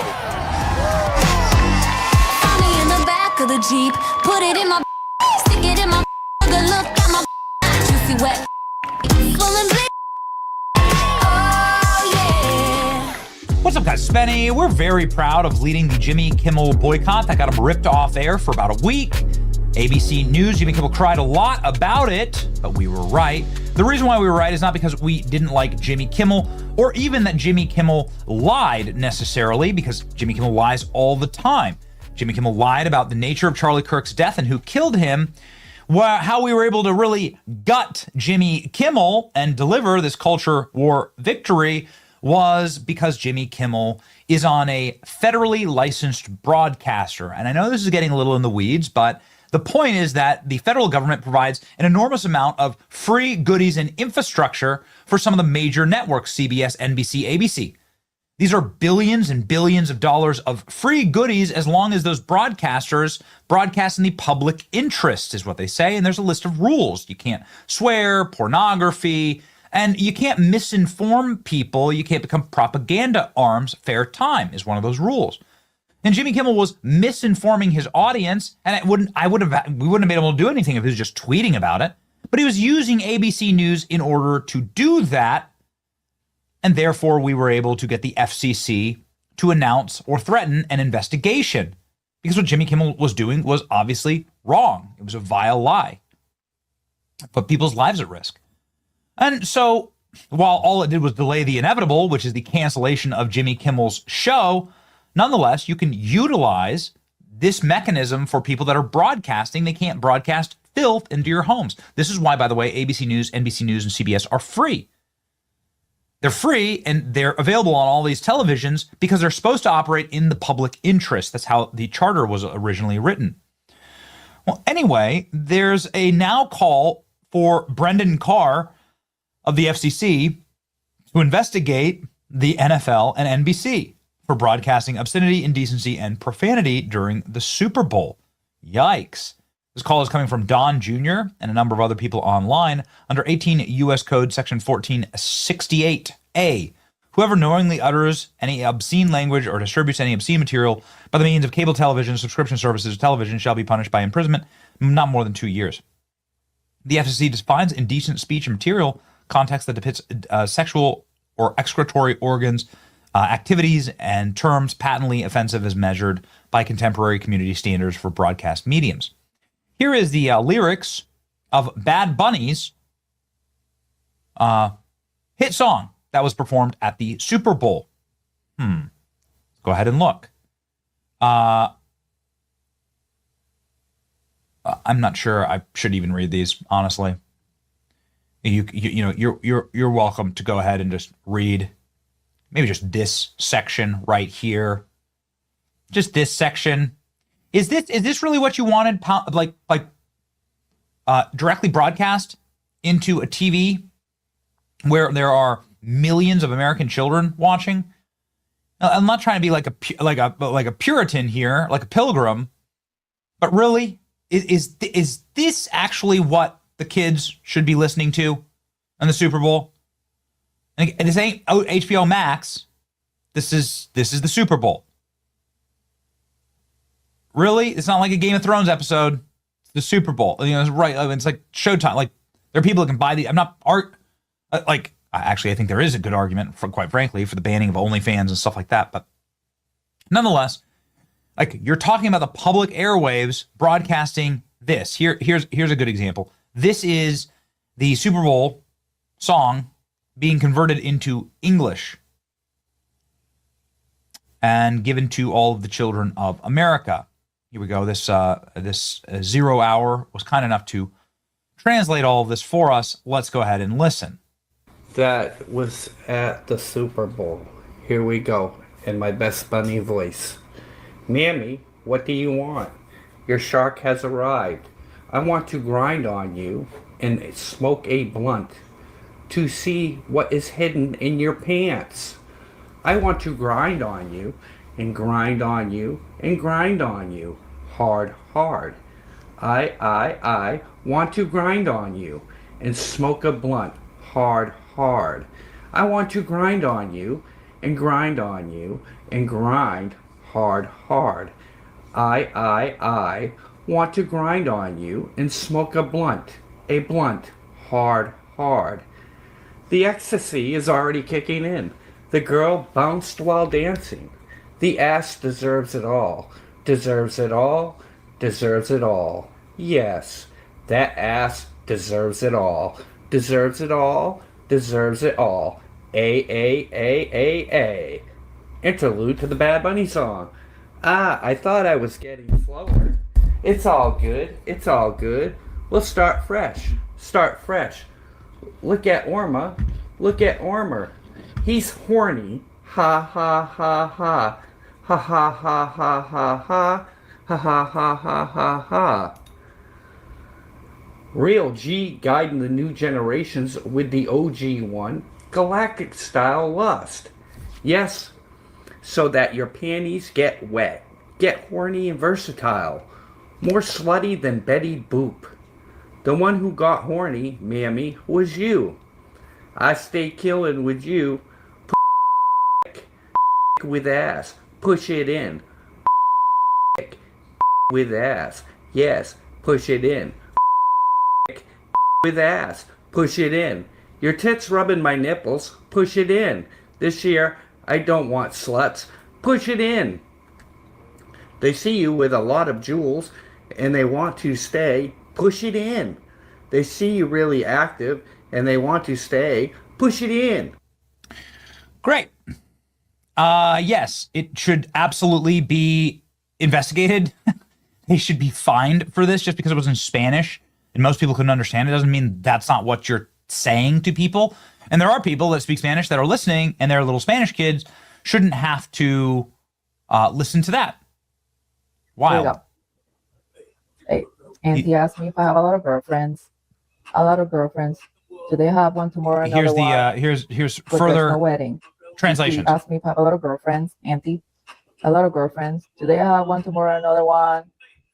But I'm gonna take all of them to a VIP. To a VIP. Hey, say hello to TT. Let's take a selfie. Say cheese. Smile if I already stuck it in you. A VIP. A VIP. Hello to Auntie. Take a selfie. Selfie. Smile if you already forgot about me. I like Gabriela's, Nicole's, Sophia's. My first girlfriend in kinder was Maria. And my first love, Talia. I have a Colombia that writes me every day, a Mexican that didn't even know, one in San Antonio that still loves me, and Puerto Ricans are all mine, a Dominican that great candy, the one from Barcelona came in an airplane and says my penis is cool. I let them play with my heart. I want to move into a mansion with all of them. When I get married, I'll send you an invitation. Forget about that. Now, this is Yo Perreo Sola. Now, before I didn't want, but now I don't want. Before you ignore me, now I ignore you. Before you didn't want it, but now I don't want it. I grind by myself. I grind by myself.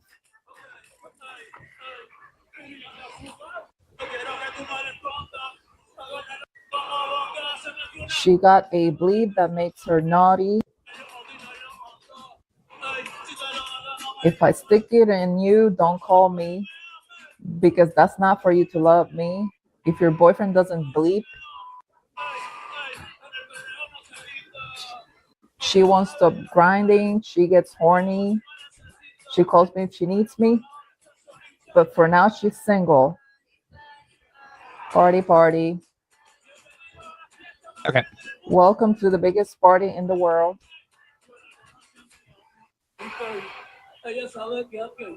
She knows there's tique. I want me to apply to her and to home to traffic her. To my I want to traffic her. I want to stick it in her. I want to traffic her. This is why members of Congress are saying Apple Music halftime show was pure smut, brazenly aired on national television. Every American family to witness, children are forced to endure explicit acts of gay sexual acts, women gyrating, Bad Bunny shamelessly grabbing his crotch, dry humping the air. If that isn't outrageous enough, the lyrics glorified sodomy and unspeakable depravities, including human trafficking. Are we over this? GOP lawmakers calls for probe into NFL. Indecent Bad Bunny halftime show. Can't say the F word on live TV. Bad Bunny discussing halftime show was illegal. He said these lyrics, the lyrics that we've already read to you, and other disgusting and pornographic filth on English live television. It would be an enormous if you had said it in English. It'd be an enormous fine if you've said it in English. Puerto Ricans are Americans, and we all live by the same rules. We're sending Brendan Carr a letter calling for dramatic action and fines. Lock them up. Just wholesome television for your children. Amazing. Stellar moment during the Bad Bunny performance. I mean, they told you what they were going to do. Did you believe them? They said this was going to be for queer rights. They said that this is the whole thing. The show was going to be for queer rights. Yeah. Nasty Rabbit and NBC are not immune to consequences from the FCC just because their obscene, explicit language halftime show was not in English. At the very least, the NFL should be compelled to address it. Let's do it. Do it. Super Bowl fans sickened by translating Bad Bunny's X-rated speech. This is pure degeneracy. I totally agree. And you shouldn't be allowed, just like with Jimmy Kimmel, you shouldn't be allowed to do this. I mean, do whatever you want. That's your show. You shouldn't be able to use the public's infrastructure, federally funded infrastructure, to broadcast this and all the other woke messaging into our homes. It's complete and total trash. It's complete and total gutter trash. If there is a silver lining here, it's that the number of households that watch the halftime show are down by like 40%. But we'll wait for the official numbers to come out. Nonetheless, they should totally be investigated for this. Yes, that is the punishment. It's your boy Benny. Like, share, and subscribe. See ya.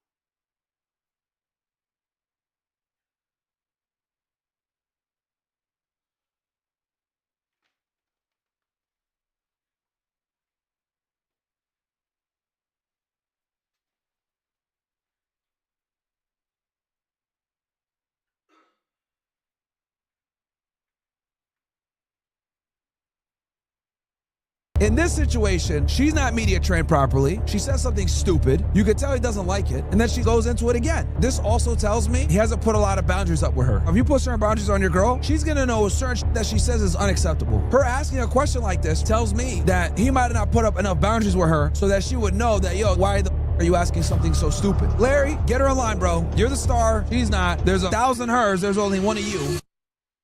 Anyway, let's get into this topic now. So my brother sent me this. And a couple other people have sent me this. A lot of people sent me this. As you guys know, Larry Wheels, very accomplished fitness influencer. This is his wife. Apparently she said some shit. Be something we have to consider in the future. I haven't checked my account. Would you be open to adopting something? I mean, we have other options. So probably I wouldn't want to adopt. It has to be somebody who looks like. Okay, so she's clearly Eastern European from her accent. Chad, where's this chick from? She's got to be from like Russia, Ukraine, Moldova, Romania. She's Poland, maybe. This chick is definitely Eastern European. Where's she from? Serbia? Yeah. Okay. Yeah. Okay. Fair. I was gonna say Serbia next. Like you, so maybe we get sperm from the rock.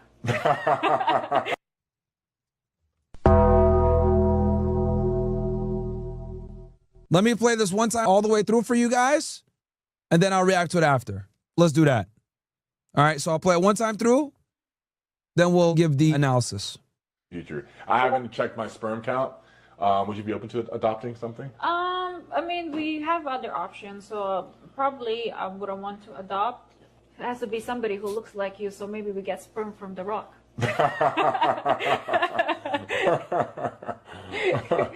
I'm a fan of The Rock, but no. Well, what's wrong? Like if you're infertile, he just can be a donor, not actually doing anything. He can be a donor, so we have somebody that resembles you.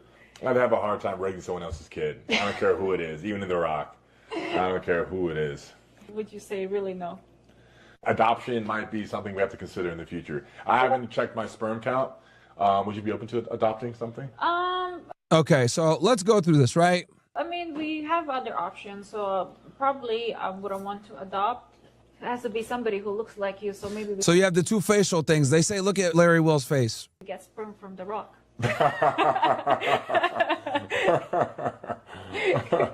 I'm a fan of The Rock, but no. Well, what's wrong? Like if you're infertile, he just can be a donor, not actually doing anything. He can be a donor, so we have somebody that resembles you.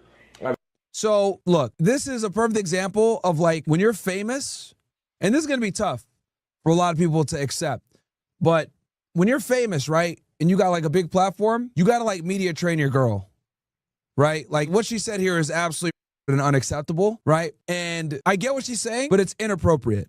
Oh, we need someone that looks like The Rock. That's like you. It's kind of like a compliment, but not really, right? And this comes also from, here's another thing also about like Eastern European women. They are very cold, chat. Okay, they're very cold, and a lot of times some of them can't read the room properly, right? So he clearly said no, and then she says, oh, but what is the problem, right? Like it goes into it again. Stupid, absolutely stupid. Also, these Eastern European women, besides the fact that they're cold and they can't read the room, they look at men as expendable commodities. For real. Okay? Russian chicks, Colombian chicks, Ukrainian chicks. Like, these girls from these countries, a lot of times tend to look at men as like wallets and like sperm donors. Okay? This is why you gotta be very cautious around chicks like this. Right? This is the dark side of being a passport bro. And then you gotta understand also, when you have these girls, right, and they're in the United States, now their predatory nature is amplified even more so. Okay? Now it's even more so. Because what would have been fine in Colombia, you making 50K and sending her some money or whatever, or you living there, you bring her to the US, right? Now, her standard is going to go up alongside it. But the problem is that her standards go up alongside it, but the standard has not changed. The standards went up, but the metric hasn't changed. Does that make sense? Or actually, I'll say it the other way around. The metric has went up, but the standard hasn't changed. Because now you're in a different country. So she's still going to want that quality of life that you guys had in Colombia, right? Where you're living like, you know, limousine riding, jet flying, woo, right? Ric Flair type shit in the States, which is going to be triple to 4x that, right? If you make $100,000 a year living in Colombia, you could live like you're a millionaire. Like, it's damn near 5 to 10x the money, like the quality of life wise. That's why people become passport bros, chat. They go to Thailand, they go to Colombia, they go to Brazil, they go to Eastern Europe. Big reason why is because your money goes 10 times further. So I tell y'all all the time, don't bring these girls back, bro. Do not bring these girls back to America. There's no benefit to that shit. Okay? So, in this situation, right, she's not media trained properly. She says something stupid. You could tell he doesn't like it. And then she goes into it again. She's not media trained properly. She says something stupid. You could tell he doesn't like it. And then she goes into it again. I have a hard time letting someone else's kid. I don't care who it is, even if they're right. I don't care who it is. Would you say really no? Adoption might be something we have to consider in the future. I haven't checked my sperm count. Would you be open to adopting something? I mean, we have other options. So. Also, a conversation like this, I wouldn't have on camera. You know what I mean? I get it. Like, Larry Wills really likes to be transparent with his audience and shit. I remember years ago, dude, he made a video admitting that he was like addicted to porn. He had like a porn addiction, like OnlyFans. And I give him credit for that because a lot of guys go through that shit. But man, that was wild. He was spending like tens of thousands of dollars a month, chat. Like 50K, something wild, I remember. He was spending on OnlyFans girls. Right? So, you know, I get it. I respect the transparency. But yeah, having a conversation like this online is not a good idea. 9 out of 10 times. Probably I wouldn't want to adopt. It has to be somebody who looks like you, so maybe we get sperm from the rock. So she thought that would be funny, right? Like, haha, that's cute. Like, but she doesn't realize like what? What? That's You guys had fun. No time for a debrief. Got a mob on our tail. Yeah, nearly there.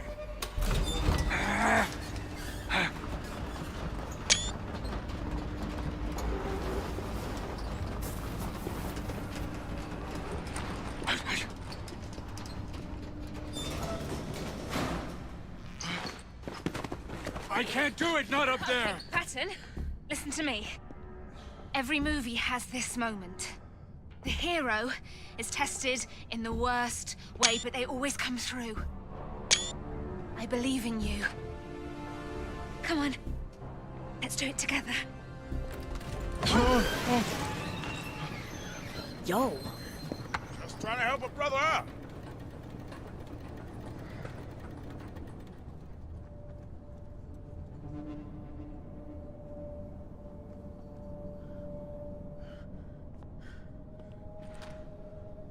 Zombies can't use guns, right? No. So let's get out of here. Whose bird is this anyway? This doctor. I thought he was a good guy. Wanted my blood to cure the outbreak. But it turns out he actually kind of started it. What? What? Every fucking time. Hey, it doesn't matter. Ancient history.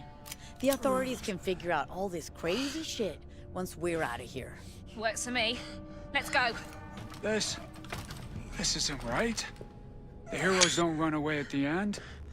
They see things through. Real life isn't like the movies. You think I don't know that, huh? The movies show us how we could be. If we were better people. Sam, will you just tell him? Sam! He's burning up. We have to fly him out. Come on.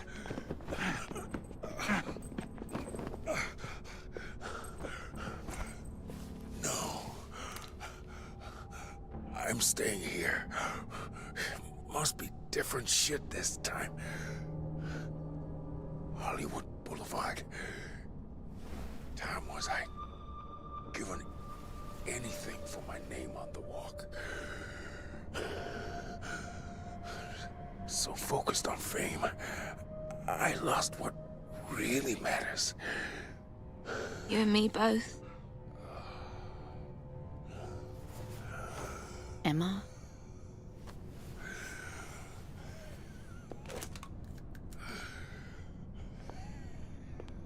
If he flips, we got to... Shh. I know.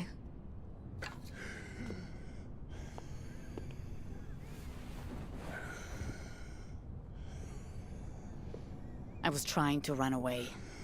I'm good at it. But I got to face this. Find out why Ruben took my blood. Stop him from hurting anyone else. Yeah, now that's a Hollywood ending. Get back in the nick of time. You got it. Eyes open for whoever sniped the pilot, huh? Hey.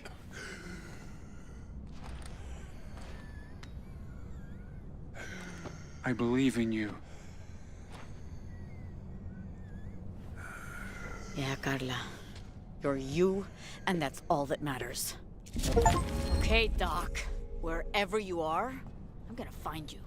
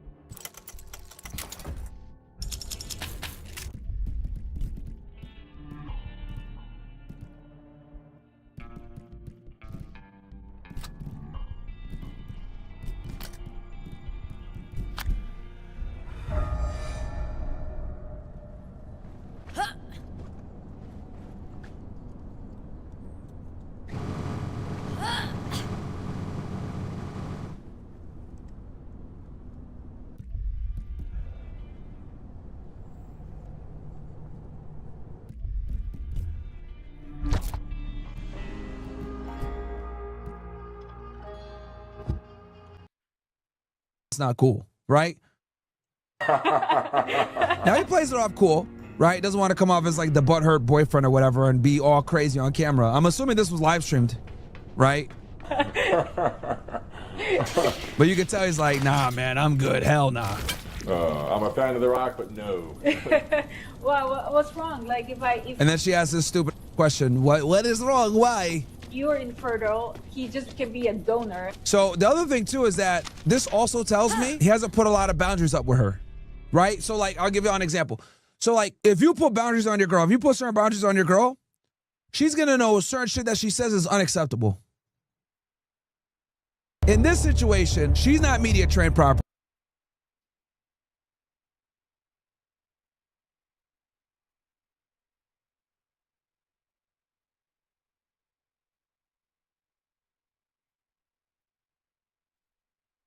Why do we browse like this?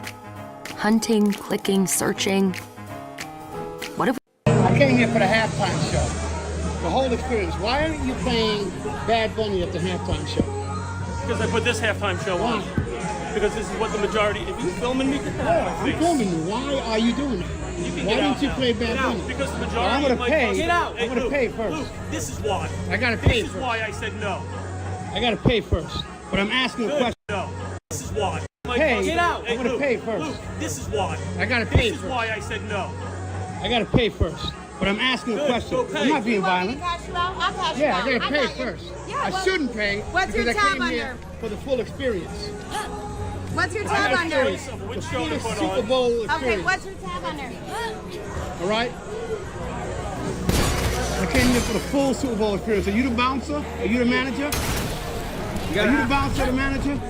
He's the manager. All right, I'm speaking to him, not you. You do what you do, and I talk to him. You don't I tell him came what here to for do. the Super Bowl experience. The full Super Bowl This is the experience. halftime show. This is not the halftime It show. is the halftime show. No, this is not. This It's is called the halftime show. We're at the zoo, and the zoo refuses to play Bad Bunny for some reason during the halftime show. They want to play somebody else. All right? I'm going to put this on my social media. There you go, baby. Good. All right? There you go. that, actually. There's your tab.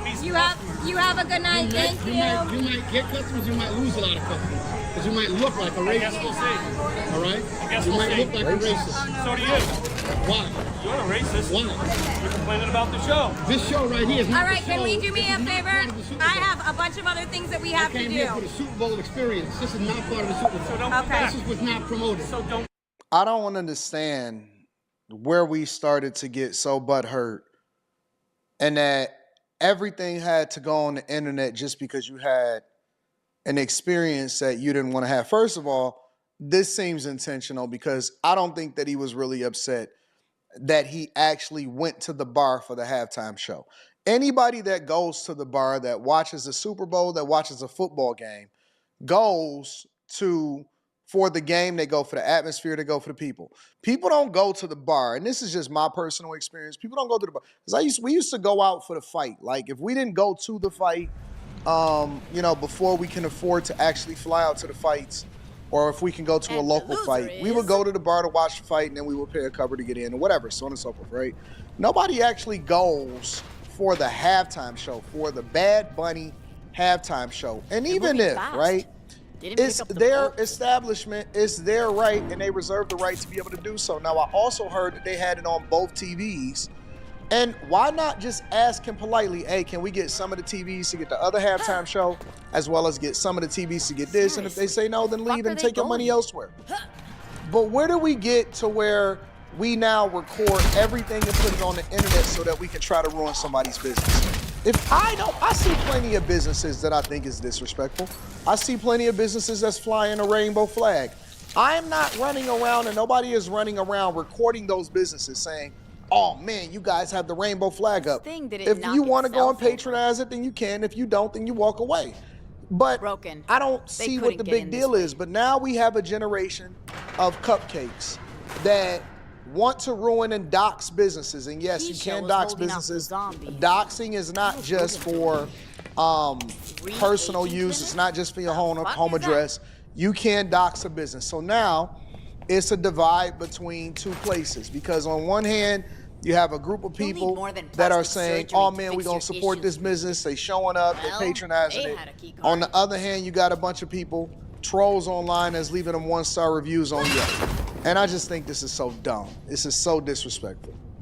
The guy leaves, and then he says he's going to share his video on TikTok and social media and get all of his friends to share it so that nobody will go to this bar. That's exactly what he did, which is why it went viral. And not only is the video all over the place, but now that social media and get all of his friends to share it so that nobody will go to this bar. That's exactly what he did, which is why it went viral.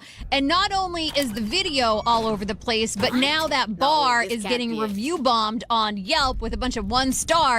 And people who are in California, who aren't even here, are saying things like, imagine it's the Super Bowl, the one day where everyone agrees to shut up and watch the game, then halftime hits, and instead of the show, the place switches the channel to Turning Point USA like it's some kind of Fragile Feelings emergency broadcast. And other people were just saying this place is trash, Latinos who work there should be ashamed of themselves, all this kind of stuff, yeah. Could they not put, like, one of the TVs on the Bad Bunny halftime show? I mean, it's a bar. I'm sure they have a bunch of them. Couldn't they accommodate everybody? Yeah, I don't know. I mean, you could hear it. It seemed like it was pretty loud, kind of playing in the background. So maybe they felt like that wasn't the best thing to do. And then I saw another random post on Facebook, a bar owner who said they did just that. I don't know where this was, but that when they had both on, the people who wanted to watch Turning Point USA had no problem with the fact that Bad Bunny was on somewhere else. But some of the Bad Bunny fans of course, got pissed, threw a big fit, walked out, said, I want to pay my check now and get out of here. No, it's just one guy. It was just one guy. So, again, I don't know why people are so butthurt. I went back and I watched the halftime show. I went back and I watched a lot of the commercials. I spoke about it on the Millionaire Morning Show. And what I see is it was just a bad football game. It wasn't exciting. The commercials was all AI. And you didn't miss out on anything by looking at the human trees with the Bad Bunny thing. But people, again, are so butthurt that now they are making this a big deal. And I wanted to get this perspective because all of y'all was sending me this video when it was going viral, and we'll talk about it on After Hours tonight. But I wanted to get this perspective mainly from people that were either neutral or liberal, because we always get a lot of times, more often than not, the conservative or the Republican side. But I wanted to get more of the Democrat side, and I think this is so stupid. I don't believe in messing up nobody's money, but this is very, very dumb. And a bunch of people that ain't never even gonna be in that area, don't even know where that bar is leaving it a 1-star review because they hateful. And left because they were mad that the bar put both on. Bad Bunny did the halftime show, and it was pretty great. And despite the fact that the messaging was I can already look at his shirt and see what type of person that he is. There was still a group of people who had already made up their mind about what it was and what it wasn't. Okay, Constant, what's up? And they made that clear. It was un-American. Worst halftime show ever. Unimpressed. My favorite, though, is this guy's awful spelled A-W-E-F-U-L, because the irony of being upset about someone not speaking English while misspelling a word in English is kind of funny. Meanwhile, Turning Point USA did their little, hey, if you're white and afraid of Spanish. He has a tax the rich, abolish ICE hearts on his shirt. So we already know what his perspective is, but let's hear more of it. Got You halftime show, which was as much of a mess as we thought it would be. Like Kid Rock at one point forgot the words to his own song and couldn't keep up with the lip syncing he was trying to do with the pre-recorded track. If you're an illegal alien, this runway is your future because you're headed home. I'm Kristi Noem, the United States Secretary of Homeland Security. If you download the CBP Home app and you safely self-deport... I heard that Kid Rock didn't lip sync at all, so, but let's continue. Still, of course, the right considered it a huge win. They were all online talking about how great it was. We had 5 million viewers. That's funny. Bad Bunny had 130 million. At 5 million, Okay, Constant. you had less viewers than the Puppy Bowl did. 5 million live viewers is incredible, especially considering that a lot of people are watching the Super Bowl and they are literally tuned in worldwide for the Super Bowl. And I didn't even know about the TPUSA halftime show. And then immediately, right after that, they had over 25 million views. So I think that that was incredible. I think that it was special. And I think that giving people an option to be able to choose between both is awesome. But, you know, everything is going to be slanted. Everything is going to be biased. More people tuned in to watch puppies run around a tiny little football field than to watch a Kid Rock and the One Has Been and a bunch of Never Was's USA show. But here's the thing, of that 5 million people, presumably those were people who made that decision to watch it and they have the right to do so. It's a different story if you were trying to watch the Super Bowl and then someone made you watch that. Your sick fucking experiment stops right here. Wait! Doctor. You don't understand. Tisha, it's me. I'm not a zombie. What are you then? Yeah, why don't we find out? What am I, Doc? You infected the city. People I loved. All of them. Dad? What did you do? What did you do? I killed millions to save billions. Why? Why did you do this? Because you were so rare. Only 1 in a million becomes a Newman, an autophage hybrid. I couldn't complete the cure without you. The cure's worse than the disease. No. No. The autophagy isn't an illness. All right? 25 years ago, I found a clock hidden in our DNA, counting down to the day of our extinction. When the clock hits 0, the autophage will erupt in every man, woman, and child on Earth. I had to stop it. It's in everyone? Yeah, we weren't built to last. Take that. Conrad thinks the autophage exists to create the Newman, but your anomaly's the best. Puppets are worst. I can hear them, feel them. We're joined. Joined by what? What does it want? Either Lolo is blind to it or she... I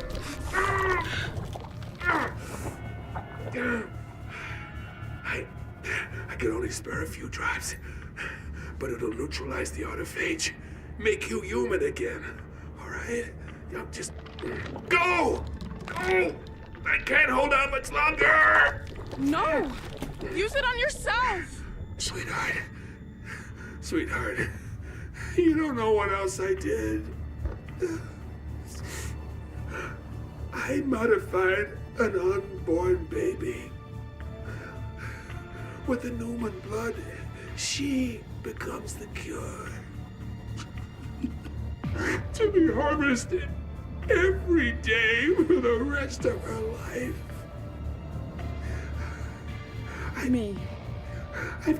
I've taken everything from you. I'm so sorry. I'm so sorry. Ah! Get her out! Get her out of LA! Before I know what happens next. We gotta go. Don't touch me! Tisha, it's too late! We have to go! Now! Run! Get out of here!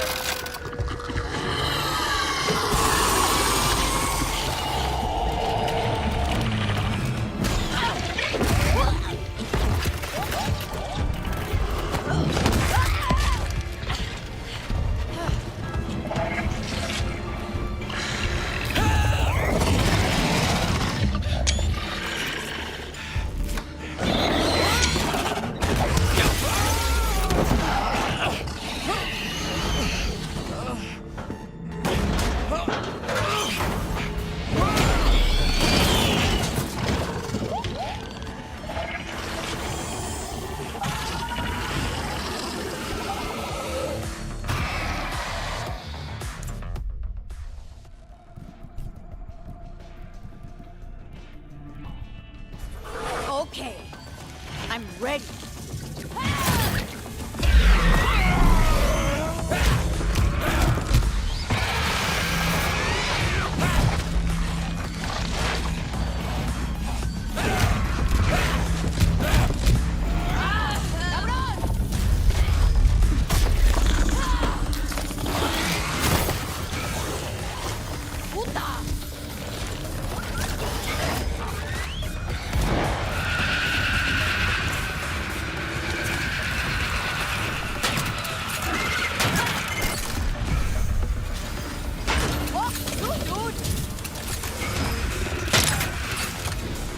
I'm not giving up!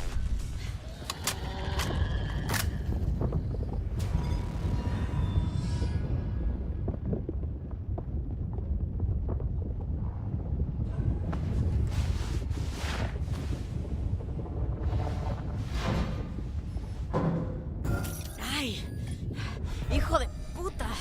Ugh, gotta get out.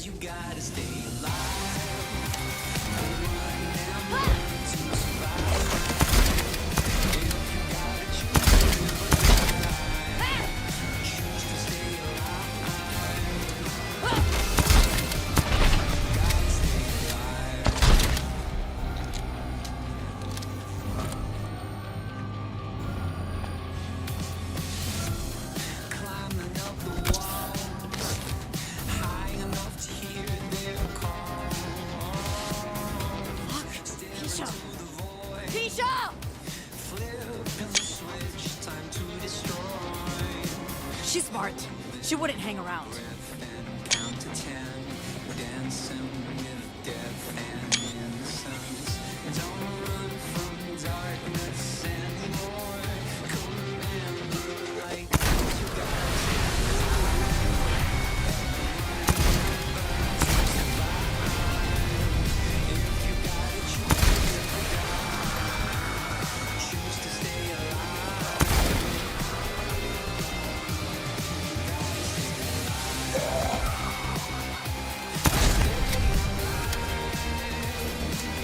Out of my fucking way!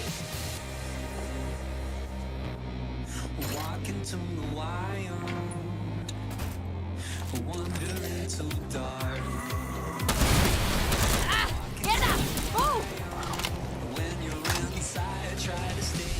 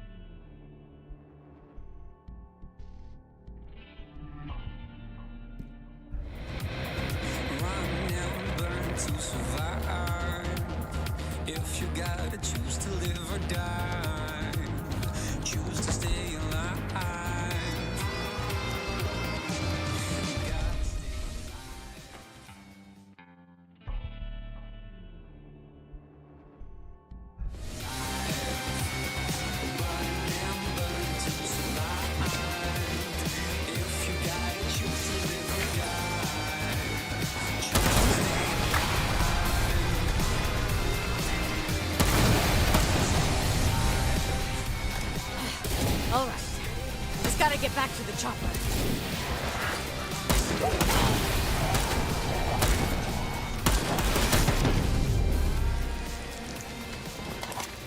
Come on, Tisha. I know you made it.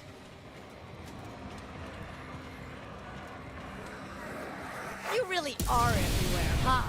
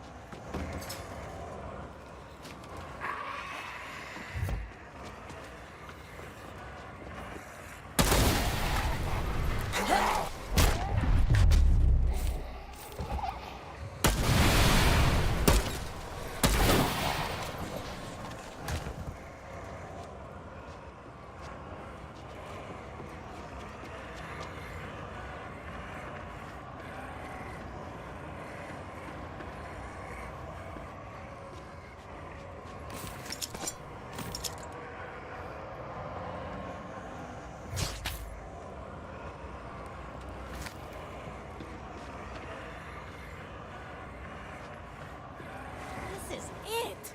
I'm finally getting the fuck out of here.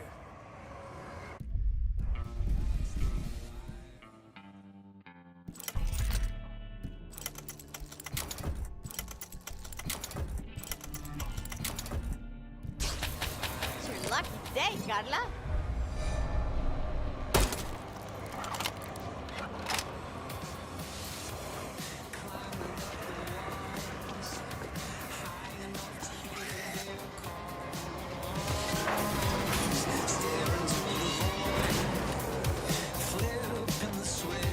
You seen Tisha? Oh. Who? A girl with a crossbow. No, I haven't seen anyone. The doctor? Dead. Yeah. Goodbye. Again? Wait! It's what I deserve. This time, there's another way. I got a one-shot cure from the lab. It was meant for me, but I don't need it. Sam does.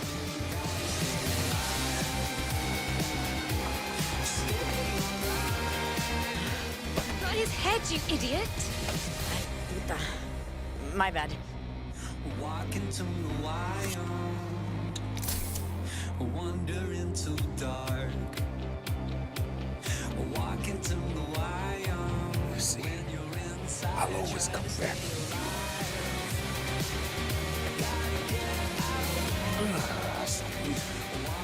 I'm starving. Got any of that pastrami? Perfect.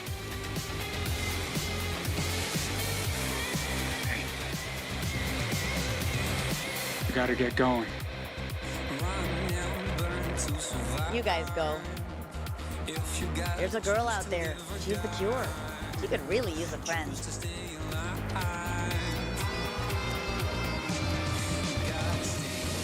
Here. Go save the world. Thanks, man.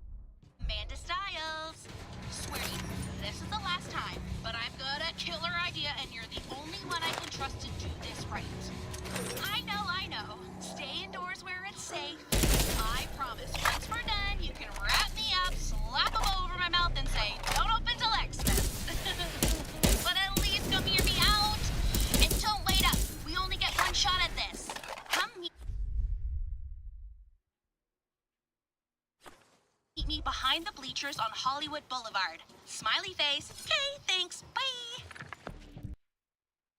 Instead. I came here for the halftime. All right, we already know what all happened there or whatever, so on and so forth. But I guess the point that I'm trying to make is, if you don't care for something, then don't patronize the business, don't go there. It looks like it wasn't even a whole lot of people that was there in the first place. I don't think people really care about the halftime show that is at a bar. You know what I'm saying? I've never watched a Super Bowl at the bar. I've watched basketball games, I've watched boxing matches, I've watched a lot of different sports, but I've even watched football games, I've even watched college football games at the bar, but I've never ever watched a Super Bowl halftime show at the bar. So that's a thing. But liberals and conservatives, Democrats and Republicans are divided about this. I personally think that it was a good thing. I don't like the idea that somebody, regardless of whether or not they were born in Puerto Rico, is all for illegal migrants coming into the country and is directly disrespecting the President of the United States of America on one of the biggest stages throughout the year. That's just my personal opinion. But I'd love to get y'all's. Let me know what y'all think inside of the comments. Make sure y'all tap into the Patreon. Link is in the description. Teach Henley, 40% off your first order, 20% off for life. I love you. I appreciate you. I'm gonna holler at you guys later. Peace. Some wireless companies say that they stand for something. What exactly do they stand for, and why won't they say it out loud? Let me tell you what Patriot Mobile stands for. They stand for the lives of the unborn. They stand for the Second Amendment and the right to protect yourself and your family. They stand for our veterans and first responders who sacrifice so much for our freedom. Make the switch to Patriot Mobile today and support a company